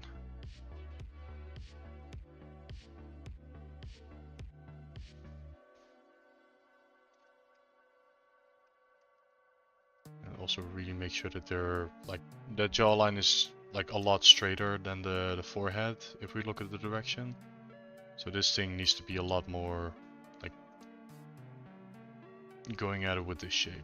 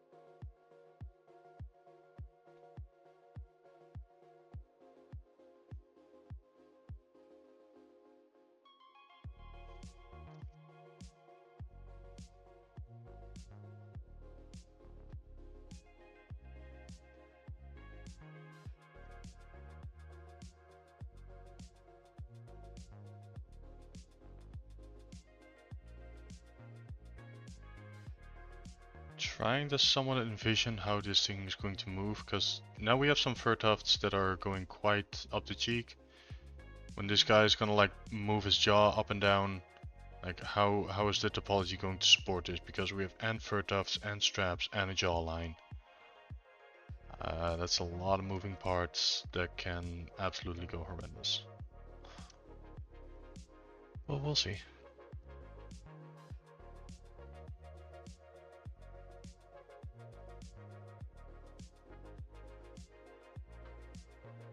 Again, this is the whole, I'm going for finished, not perfect. Odds are some things are absolutely going to break. And we'll do it better on the next character. Because if I'm going to stop now and like really, what do you call it? Start overthinking, oh, how do I do this small element? Like, how am I going to do that right? The entire project's going to suffer. Because like we have such, of all the things going on inside this character, the cheek fluff is an extremely minor part of it. I'm not gonna let myself get blocked by that. Okay, last one. Or rather, because in the concept he does not. I had a little bit of fluff. We'll add one, just so it also like kind of hides this. What happened here? This can be.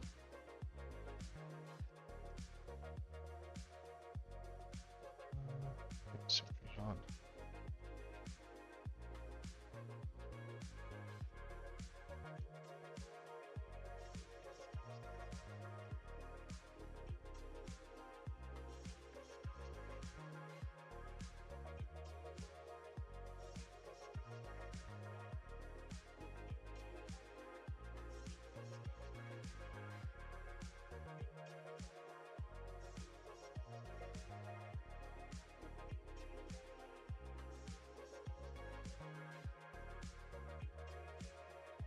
Okay, so this pinch is here because we have a pole over there.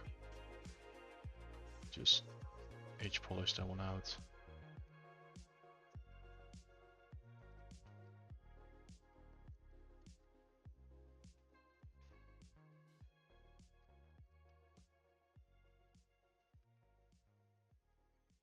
Okay.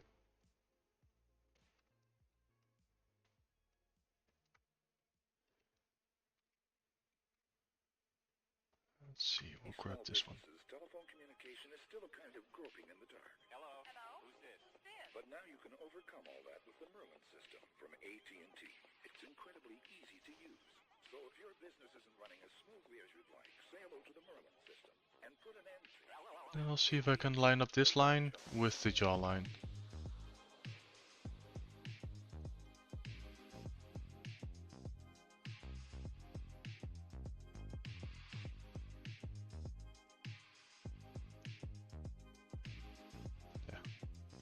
Come on.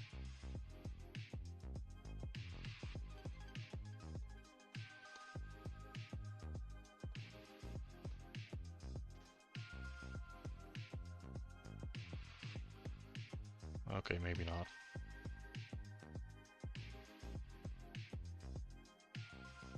Make sure that this does not clip.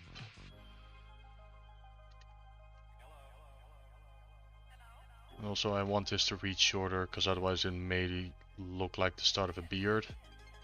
I want that. Same for these. If we envision like a curve here, and these are like way too much forward.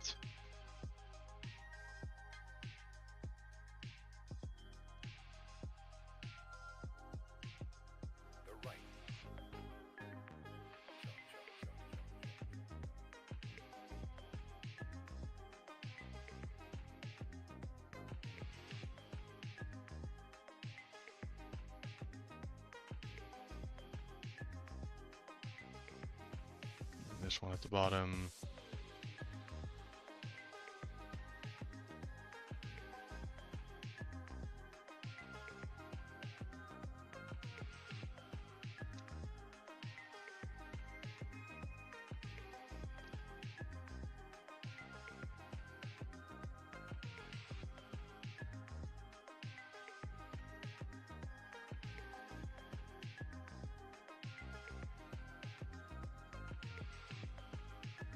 I think that reaches fluffy enough. Okay. Oh wait, hang on, this guy also has a goatee. And like these 3 tufts at the center, it's not gonna cut it. So this is sculpted detail.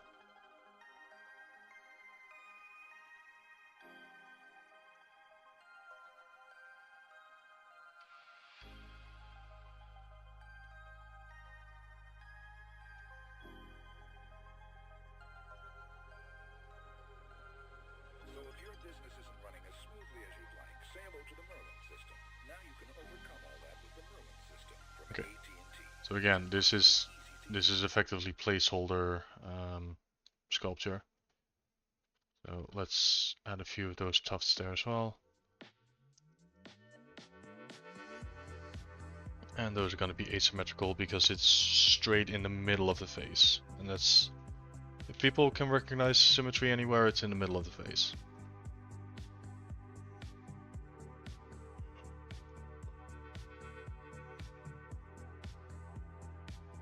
Okay, so I'll smooth these out for now. Be careful not to touch the lip line.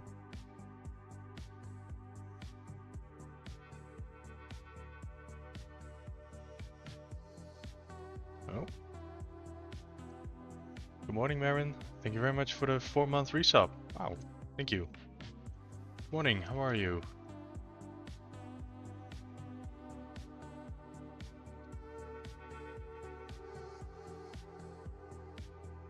Oh, 4 months.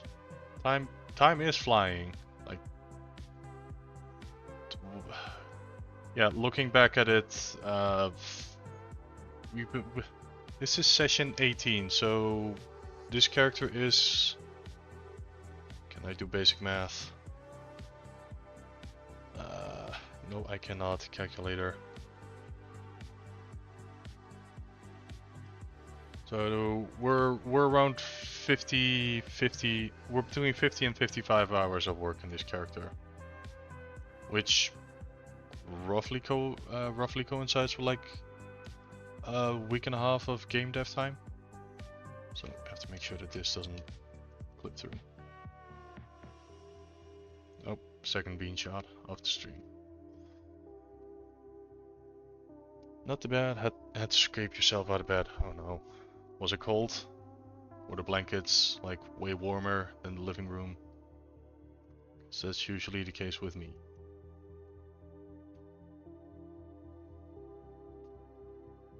Okay. Let's see. Duplicate, and we'll make this into the goody fur tufts.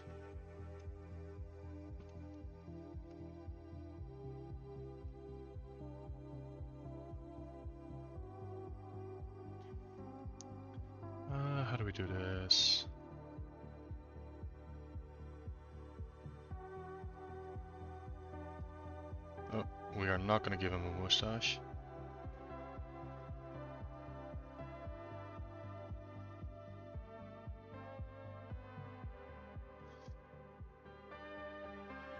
Oh. Yeah, it's Wednesday. We're halfway there. Just a couple more days until the weekend. Let's see how we're going to do this. I need one center line and I need two.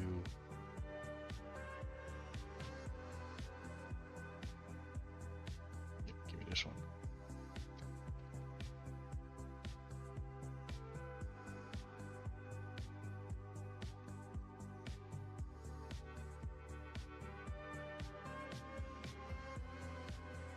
Alright, let's see. Do I know how goatees work or how they look like? Just, I haven't done a whole bunch of facial hair. So it's always like a little bit of like, okay, what's the size, what's the curvature, how do they hang, and how do they not look like spikes jutting out of a jawline? And I absolutely need a center tuft, so we got rid of that one, so yay. Can I quickly merge this one as best as I can? This is gonna get ugly. It's gonna get very ugly.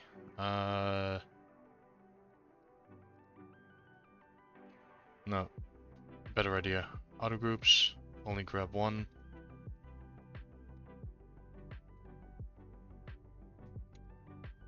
Try to straighten it out as much as possible.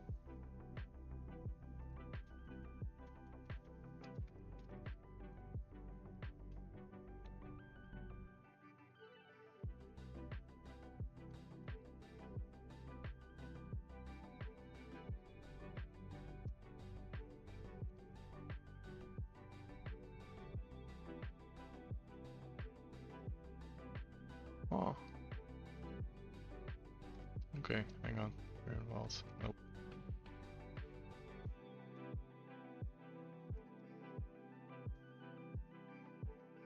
Okay.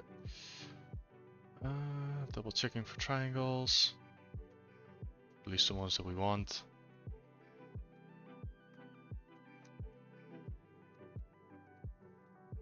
Oh, yeah, here.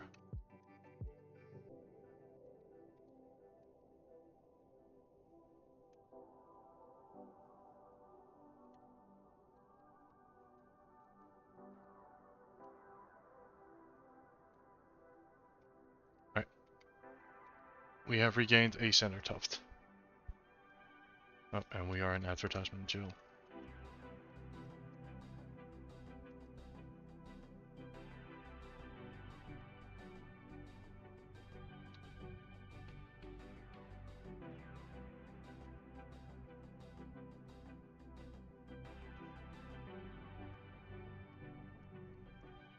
So the color of his jawline appears to be...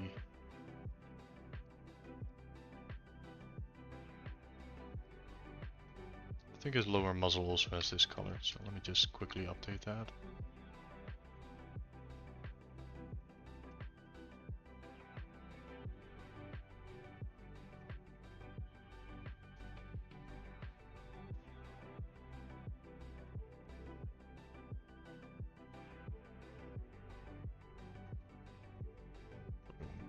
Get that in the back of his mouth as well. While we're waiting.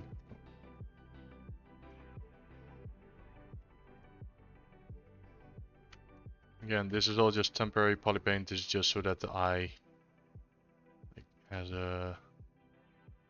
an idea of what it's looking at.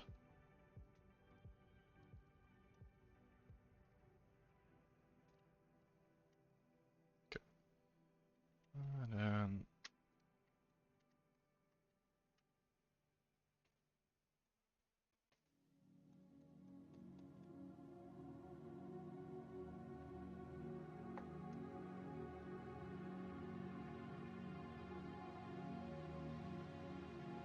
these we can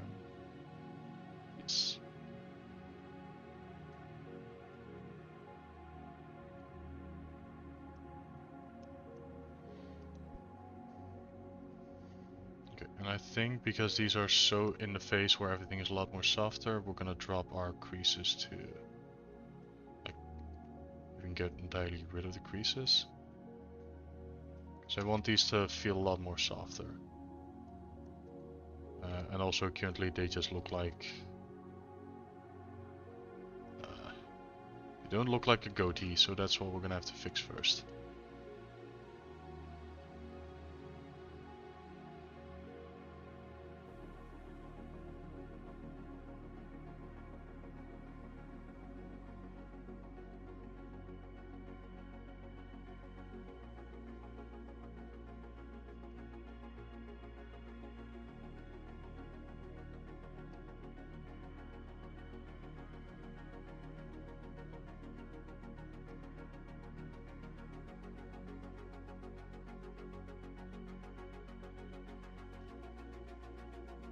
Do we just want to have this go down? Slightly?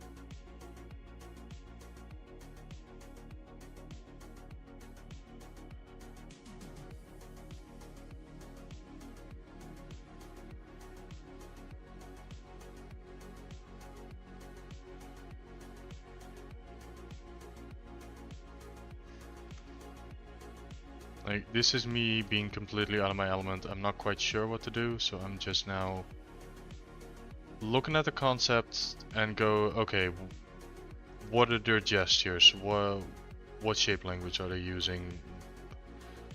Like, at what angle are they standing in relation to the face? What's the size? How are they drawn on different faces?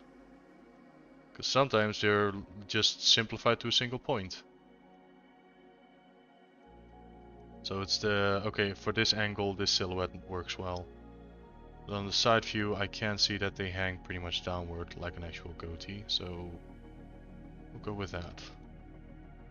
So bring them more inwards.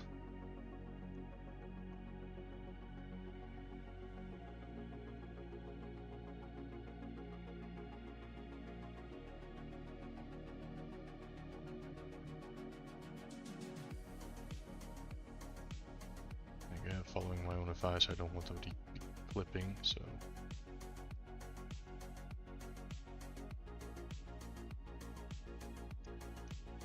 Oh, hey Snowy, welcome on in. What? Watching while you're in a meeting? You should be paying attention to the meeting. How dare you? Can you tell us what the meeting is about?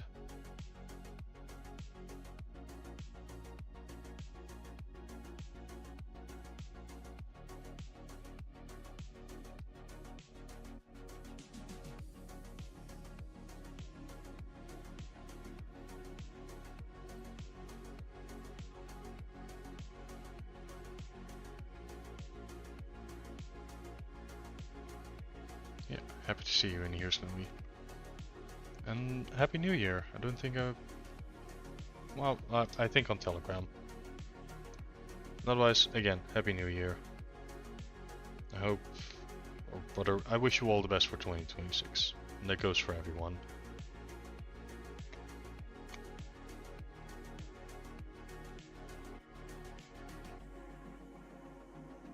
Okay, we're getting somewhere.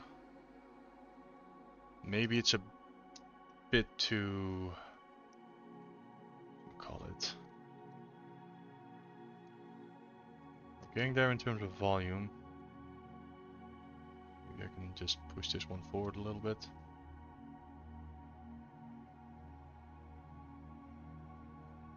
Like have like a little, where here at the front lock it's a downward C, so maybe here it's like an upward C.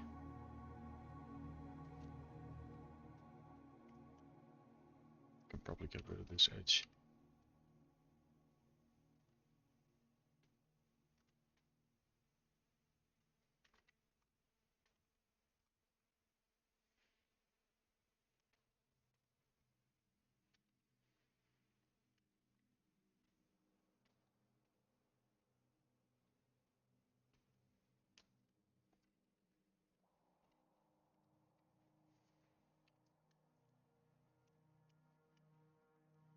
Hey, well, good morning. It's 5 o'clock, so like the United States is slowly waking up. Yeah, good morning everyone. Welcome on in.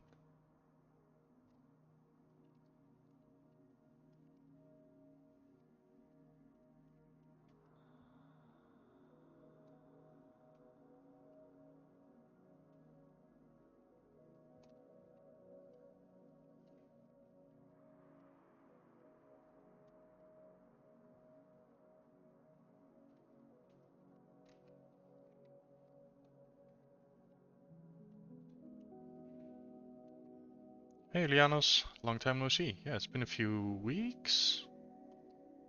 I only stream on Wednesdays, and on Wednesday it was both Christmas Eve, which I spent at my sister's place, alongside a whole bunch of family members. And then the Wednesday after that was New Year's Eve, which I also spent away from home with a couple of friends. Oh, third bean shot.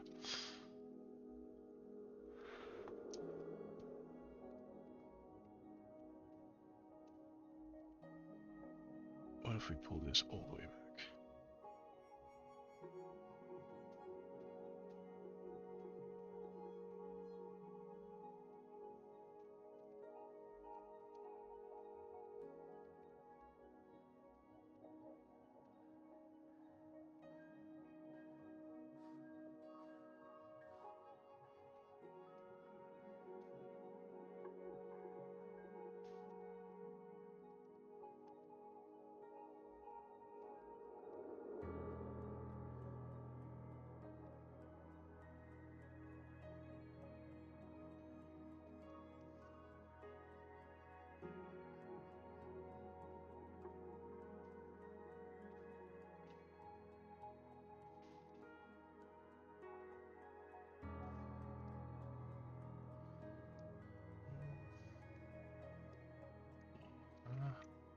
How's it going? It's going well over here. Had a good start from 2026 onwards. The new job's going well. So yeah, everything's going well. I'm healthy. I can't complain. It's new job. Yeah. So yeah, luckily I did not hit the milestone of God, how long was it? 2023. So yeah, I did not hit the milestone of being unemployed for 3 years. So luckily a company, again, hooking back to the previous topic of communication, or not communication, connections being extremely important. Someone that I used to work with gave me a heads up over LinkedIn, and they were like, "Hey, we need a person. If you're still looking, send an email over to this address, and we'll have a look at your portfolio." Which is what I did, and that's how I ended up getting a job. So if if I had not stayed on good terms with those like previous co-workers and everything, a lot of opportunities may never have presented themselves. Okay. I want to check something. So this thing,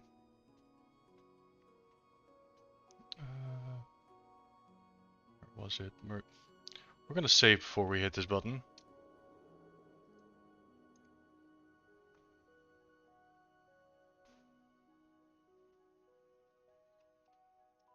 Okay, and then we hit merge folder.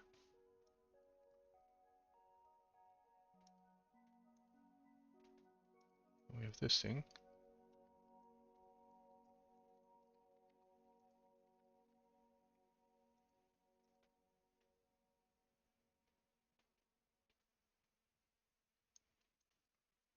I think that's a bit of a weird.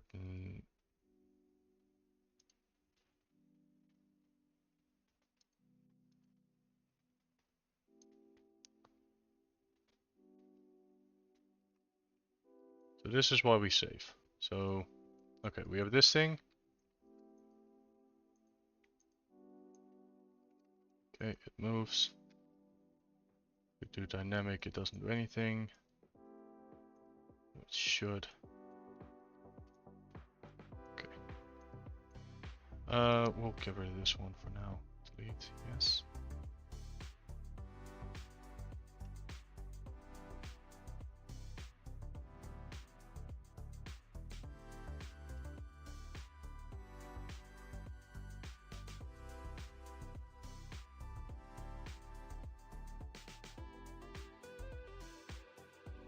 So here we have an edge that's like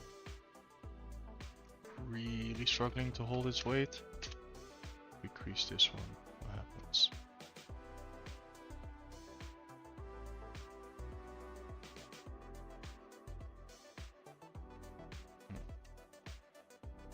Okay.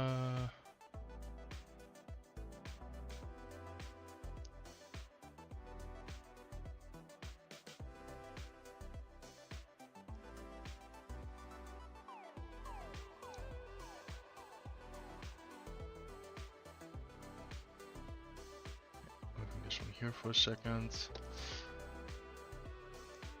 Can we?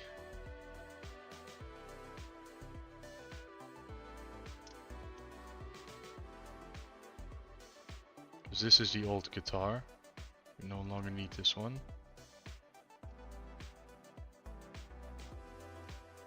Okay, we'll do it with duplicate this one.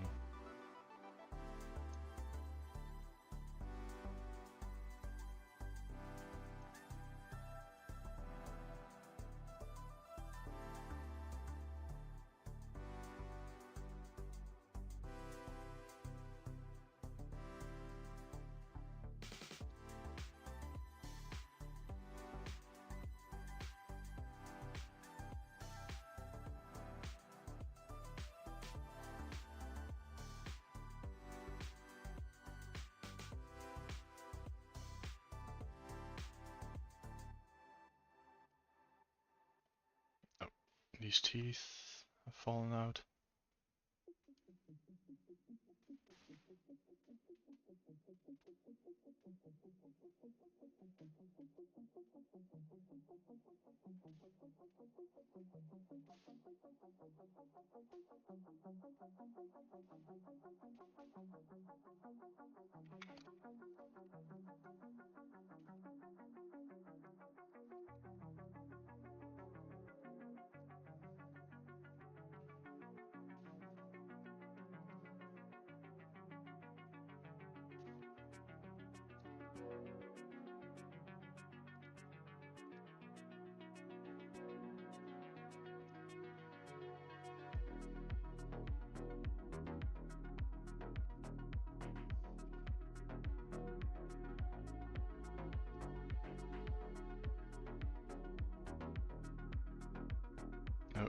I don't know if you saw that error message, but that is basically ZBrush telling that it's starting to get a little bit iffy on the memory.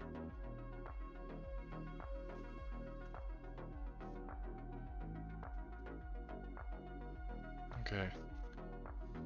So this is a scary part.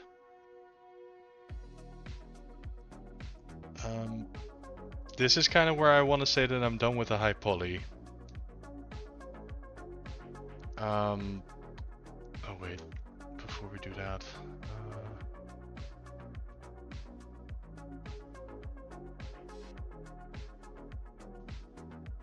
where was it?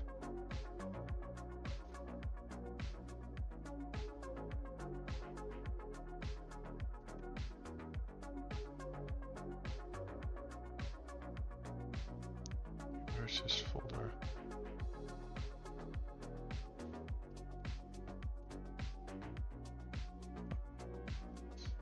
Hey Ruckus.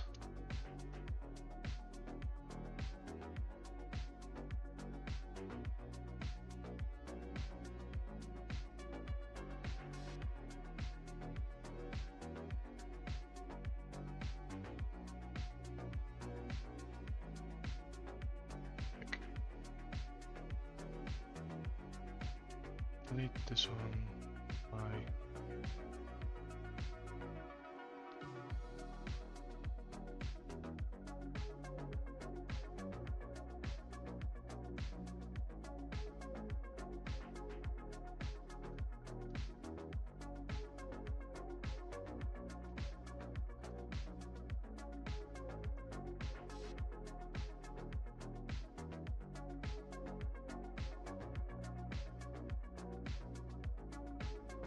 Okay, moving this one into place again.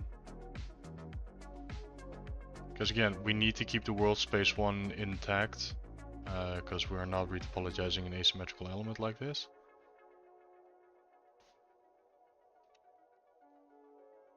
I really wish the stager would work, but it doesn't.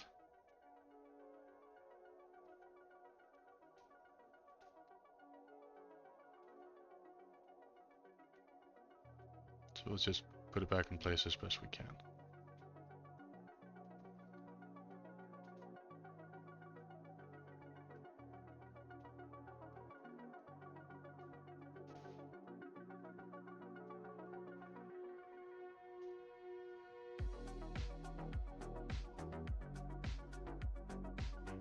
Okay, this is nitpicking. Alright, so, hang on. Okay, final V2. What color is this? Red, I'm gonna go with red. Like, put a little bit of color on this thing.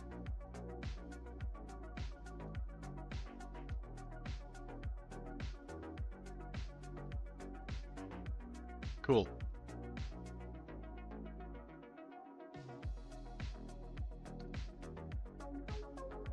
This is the scary part. I want to call the high poly done. But we still have 40 more minutes to go. So this is where I open it up to chat. Does anyone here see anything or notice something that I missed or makes you go, you should probably take another look at this element before you move on to constructing the low poly?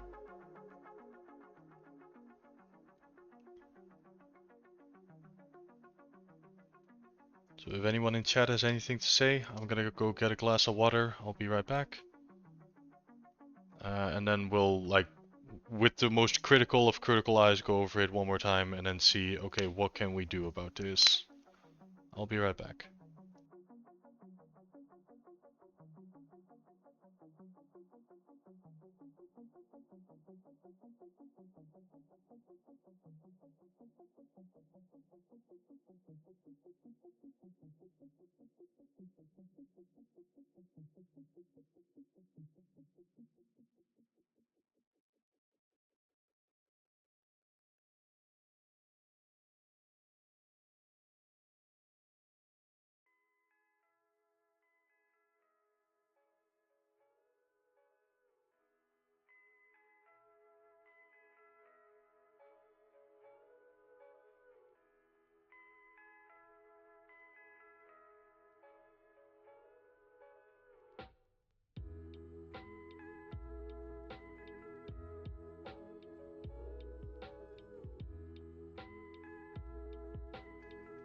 Okay.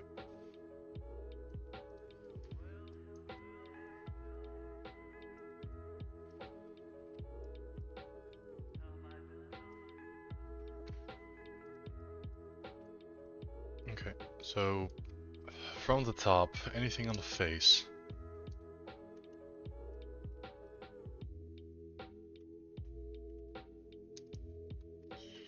I feel like we did a pretty good job at it. A lot of the scuff marks in the Maskers can be texturing work.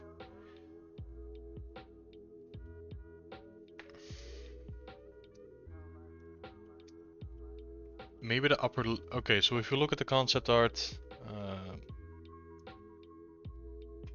the distance between the top of the mask and the upper lip is quite small, and I feel like they did that to get, like, the...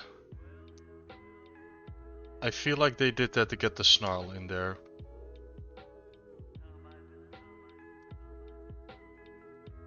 Let's see, do we want to make the teeth more angular? Or any creases to it?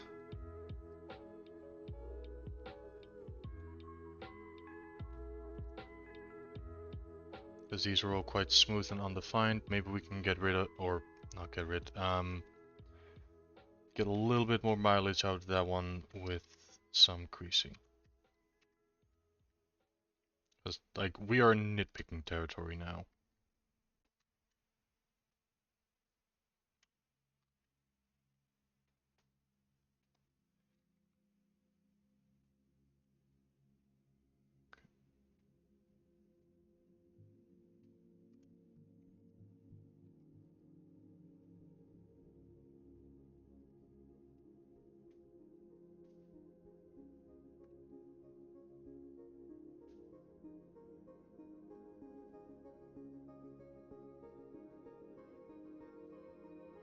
Yeah, I'm very much tempted to call it done after this stream, and then we'll probably start or probably, we will have to start looking into the retopology for like the game res.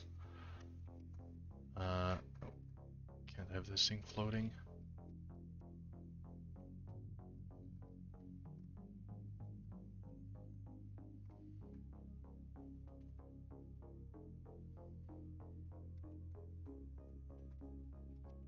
Okay, maybe you can.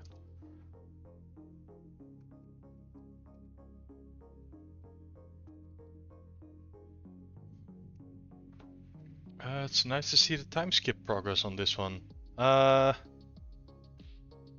not quite sure if I can do like a time lapse on this one. Or I'm gonna have to slam like 55 hours into a 2-minute video. I do not have any video editing skills whatsoever. But I'll see if I can like make a progression GIF out of the 18 versions that we have, and then see if that like gives some nice insights.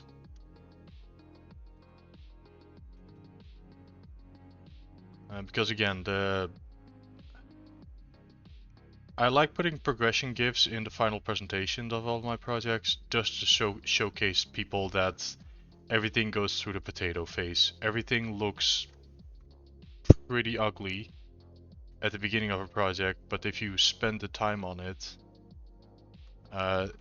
it will become like a really nice art piece.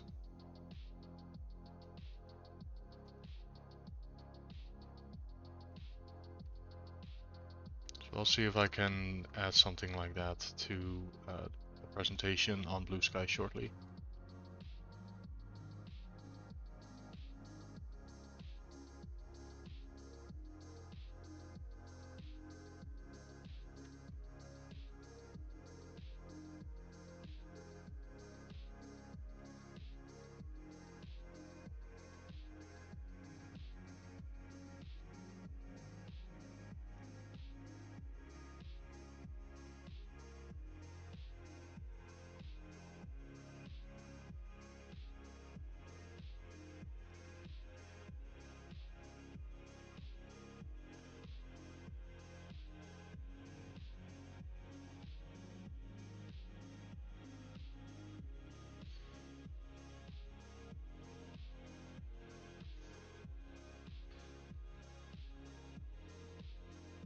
Step 1, drop a sphere. Step 2, model rest at Hyena. You are not wrong. Step 3, be resilient. Be unapologetically tenacious and just don't stop until it matches what you wish it to be. Oh, we softened out those teeth way too much here.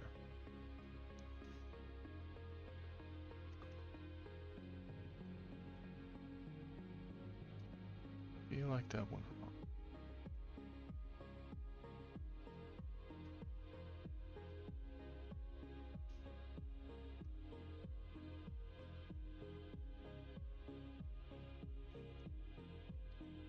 Okay, maybe no creases for the teeth. Because they get blunted quite a bit then. Well, I'm just gonna save this one.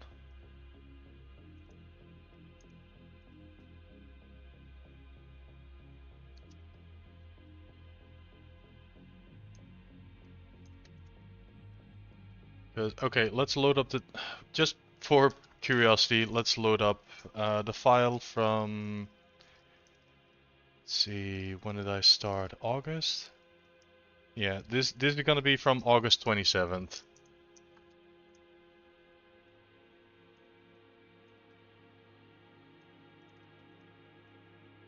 This is what we started with. This was... God, 4 months ago.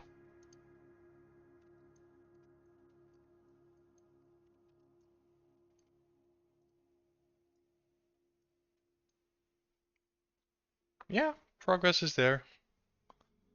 This is 55 hours of work. This is a week and a half if I were to work on this 8 hours a day every day, or 8 hours a day for 5 days as a work week.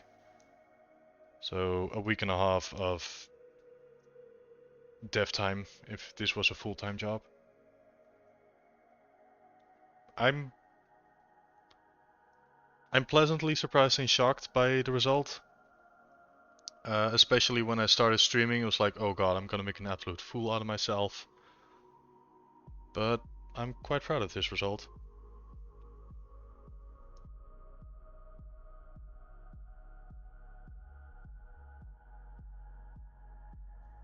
Yep, and I hope that this inspires a few people out there as well, where it's the I wish to start, but I don't know if it's gonna end up well. It's like, just please, for the love of God, start. That's step one. Pick a concept art that you find really cool, something that inspires you, and something I've been saying all of this during an ad break.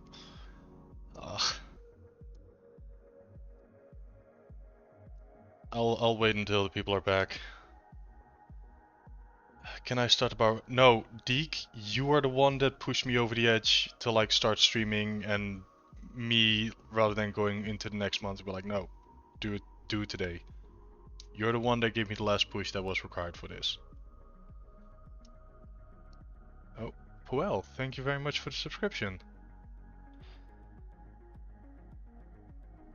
Another subscriber. Thank you very much for the support. Greatly appreciate it.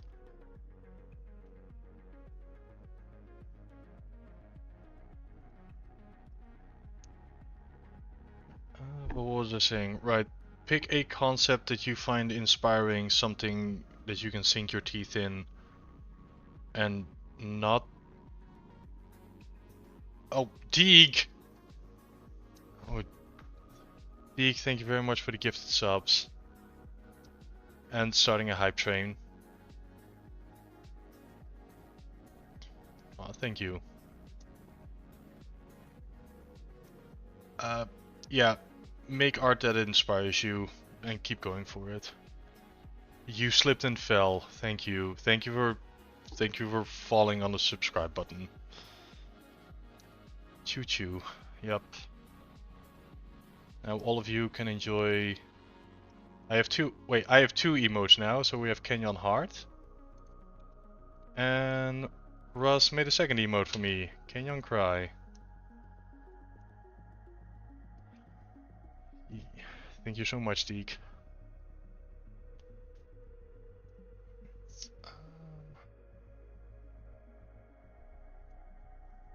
Okay, what is something that we can do for 25 minutes? Also legally distinct Jano Love. It clearly says Kenyon Love. Kenyon 4 Love, even.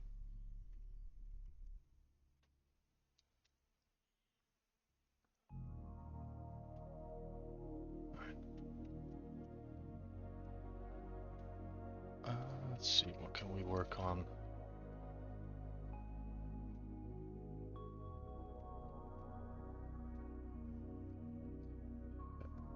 Okay, 25 minutes of nitpicking. I think I can split this one once. Oh, that's an emote combo. Poel pause to Kenyon cry. What did I do? Why are you looking at me like that?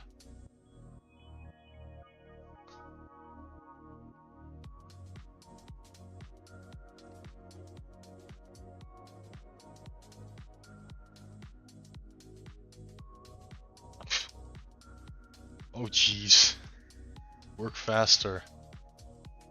I mean, the more I do stuff, the quicker I get at it. So, yeah. Of course it is.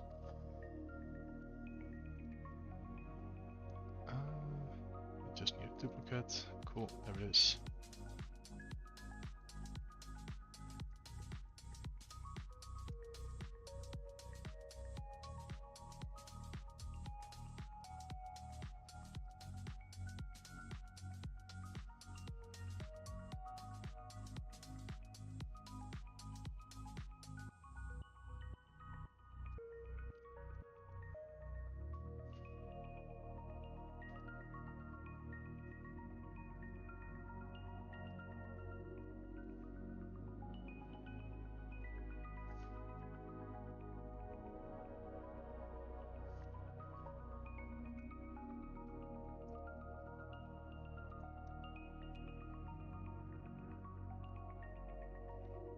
Yeah, just so that this back tuft is also split and follows the pattern of the others.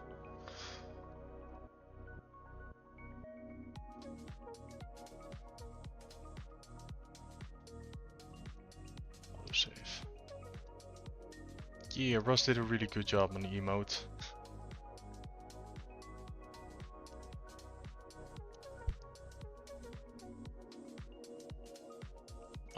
I'll have to look into commissioning more stickers and emotes for us in the nearby future. Because now that I have a job again, I have disposable income, like a tiny amount of bit of it. So it's like, yes, commission friends. But what do we have?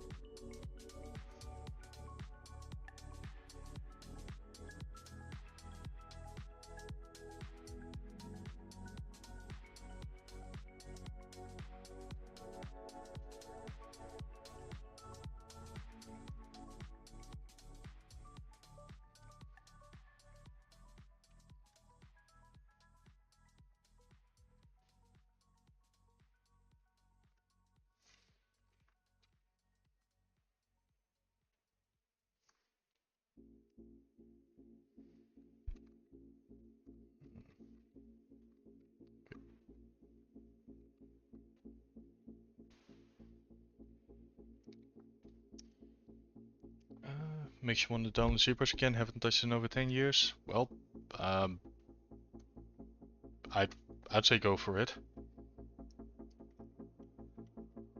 Like, I still very much enjoy... Wait, we got a level 3 hype train? Damn, thank you so much.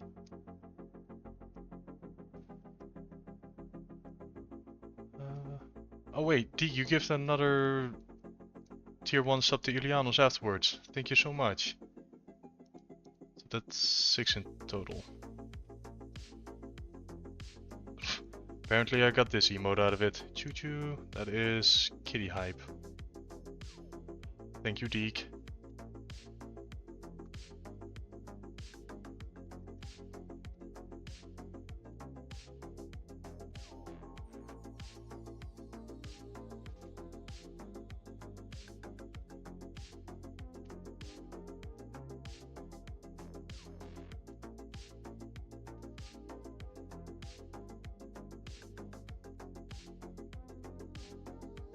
Wait, hang on, I can retaliate. I can give you a shout out.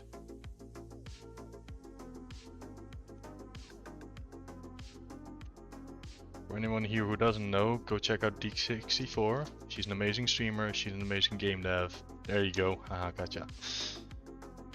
Right, you were last playing Lies of P. How is that game going?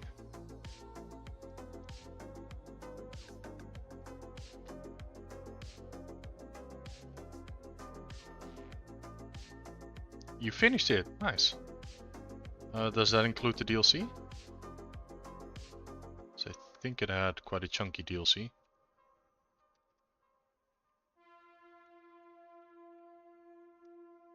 Symmetry still on. Yes.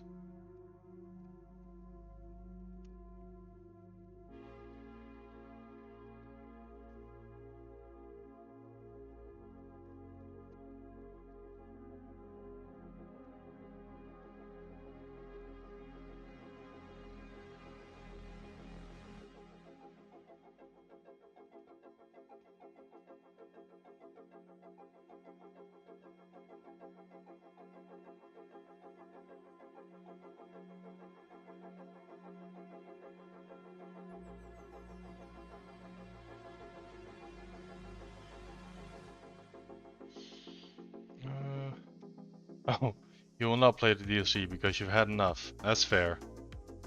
Well, I hope you enjoyed it. And yeah, once you had your fill of it, then you put it down.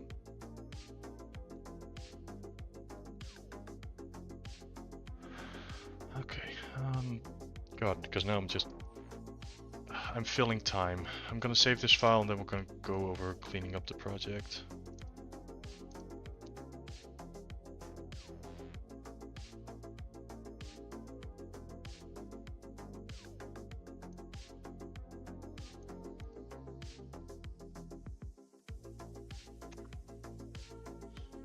Noodling time. Yeah, because like my work hours for the streams are 3 to 6. It is currently 5:42, so I need to make 18 minutes go by. Alright.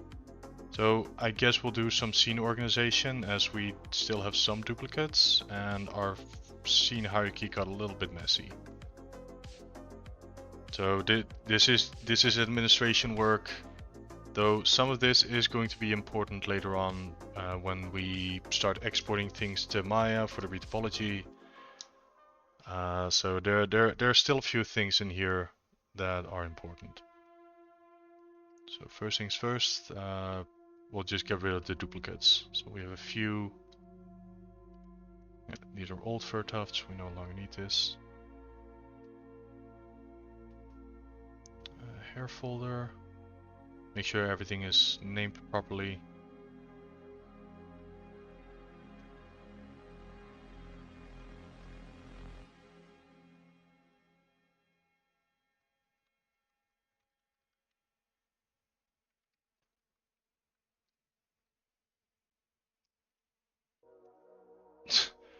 It's a Rockstar Hyena, they don't need hierarchy, full-on anarchy.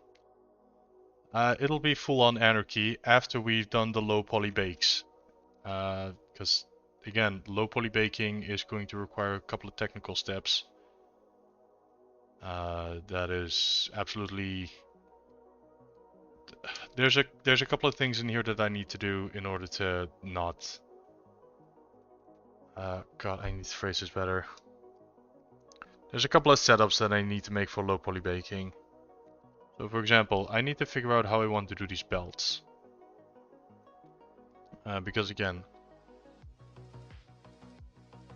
the topology that we have over here on the body is already quite, like, it's almost there. I need to have like a few more edges for the rib cage bony landmark. As we can see that we have a lot of non-planar faces here. But things like the shoulders and the arms, minus like a couple of inset patches, a lot of it is already almost there. And then the shirt can be projected on top. But then we have these belts, which are both horizontal and diagonal elements. Maui, hello, welcome on in. I'm doing well. This is sick. Thank you. Yeah, we were just going about how the high poly might actually be done. Let's see, where is it? All high. As we were looking at it at like as a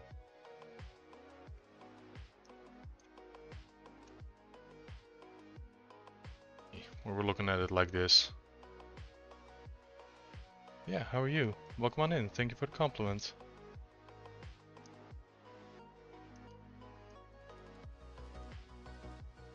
I'll just leave it like this so that people can look at it while I do maintenance. So these are hair flyaways.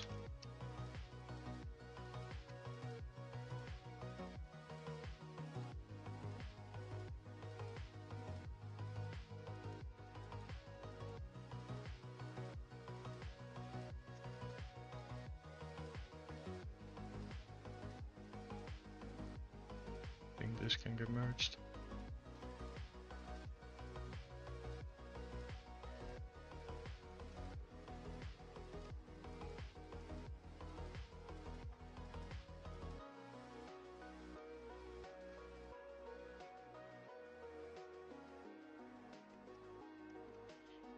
Eradicated 36, thank you very much for the follow.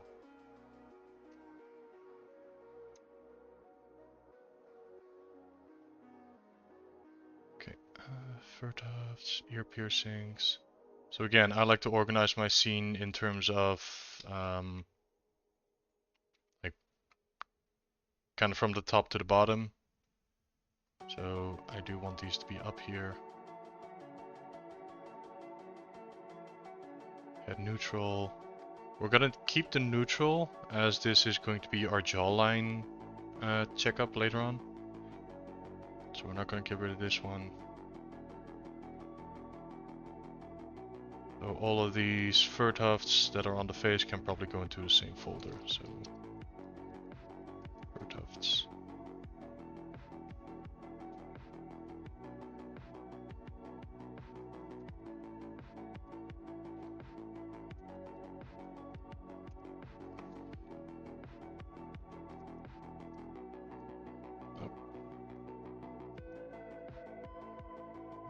These are the hips. These go into the face.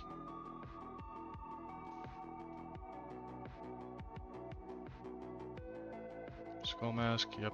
Eyebrows. The eyebrows that are never going to be visible, but they're still there.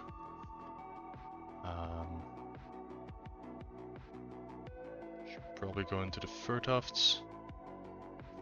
Or just below it.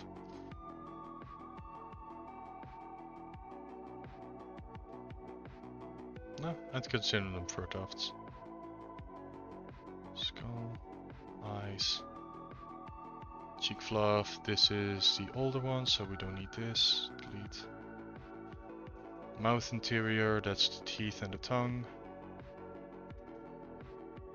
Yeah. Lower lip piercing. This is literally just a cylinder. Very dense. Well, it's not a cylinder, it's a cone. That is a dense cone.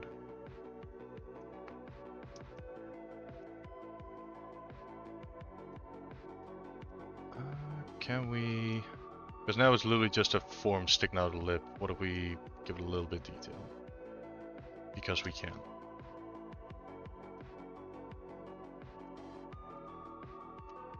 And because I want to.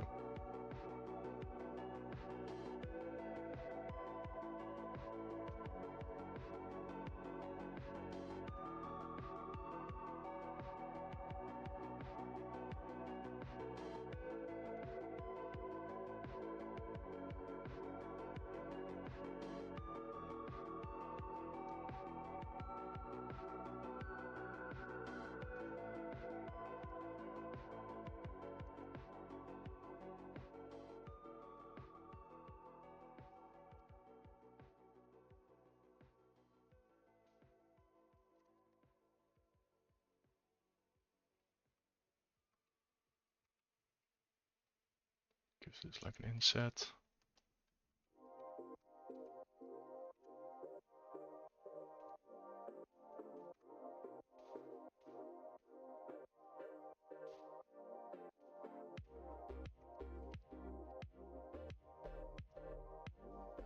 a detail that no one's ever gonna notice.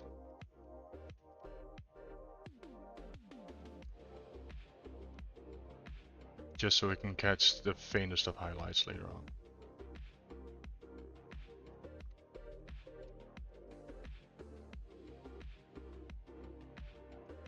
Claws.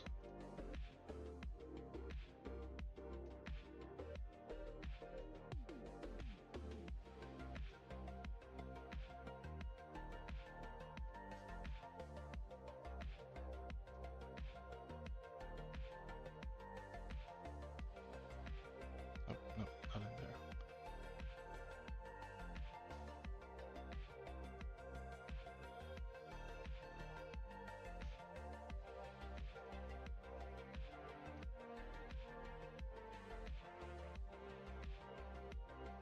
Oh, this needs to go into that.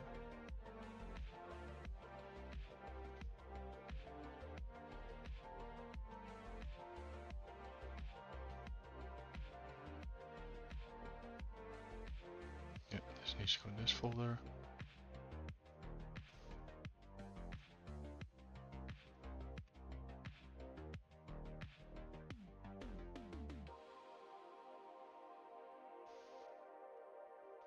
Oh, not list all. Rename. Here, back.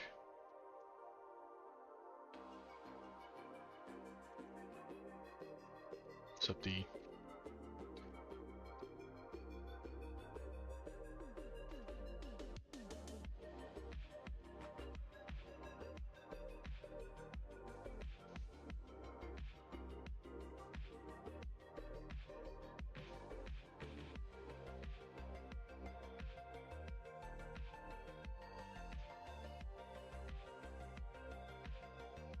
We have a backup. We no longer need this backup.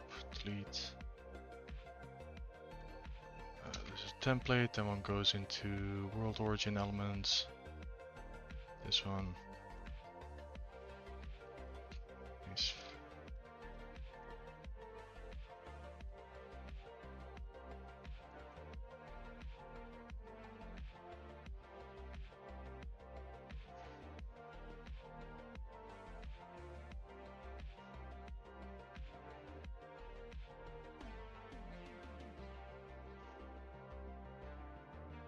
this is the old version.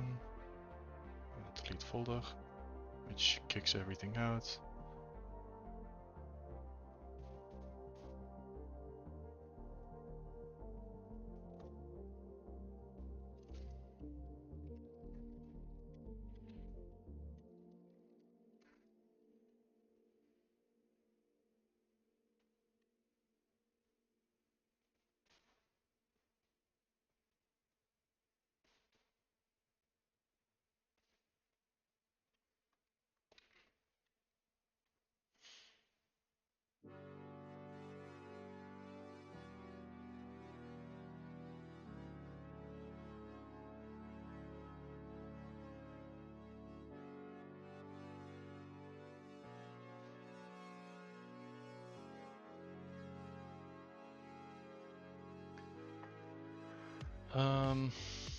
Right. This is as far as I can stretch time, because we have 4 minutes remaining. Are there any questions anyone has about this project before we call it a session?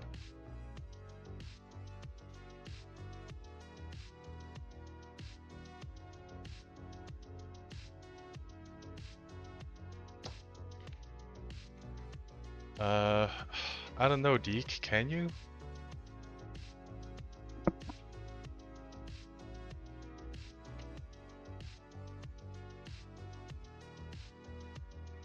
Go ahead.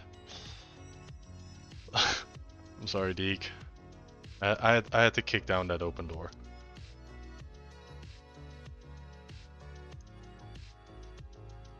Right.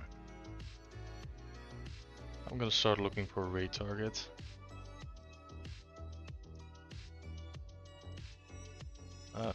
Yep. Let's see, let's go to the people that I follow. Is anyone doing 3D?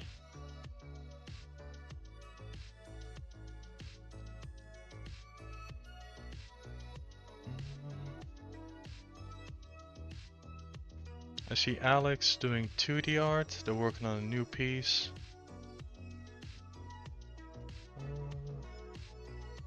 Let's see how many folks. Oh. I didn't expect there to be quite a few of you in here.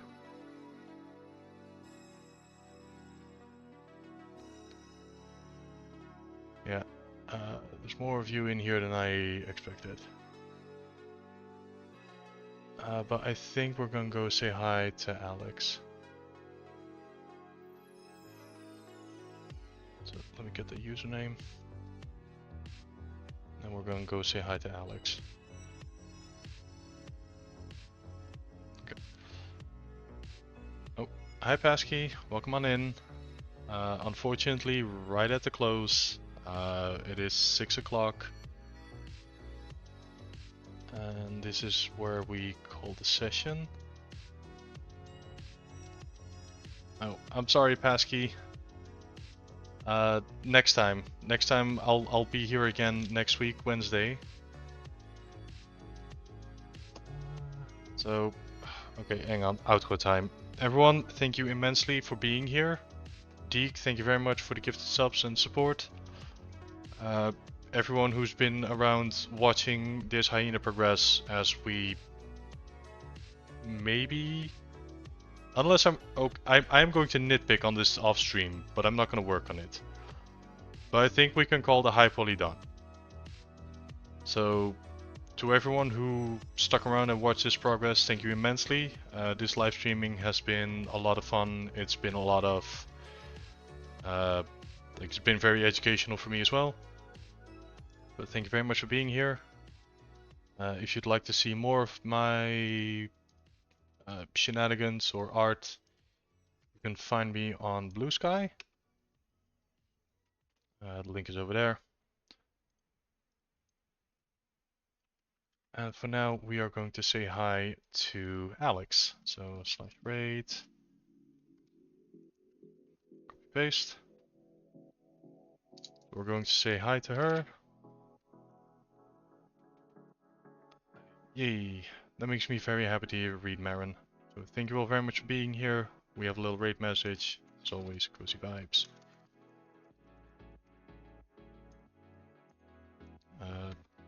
If you have my emotes, feel free to use that. Otherwise,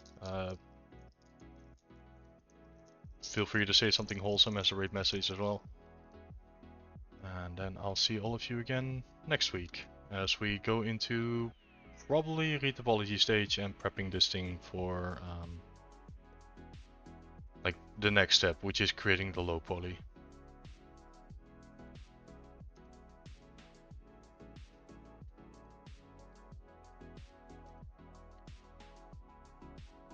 Oh, I'm gonna snooze those ads. We're not gonna do advertisement now.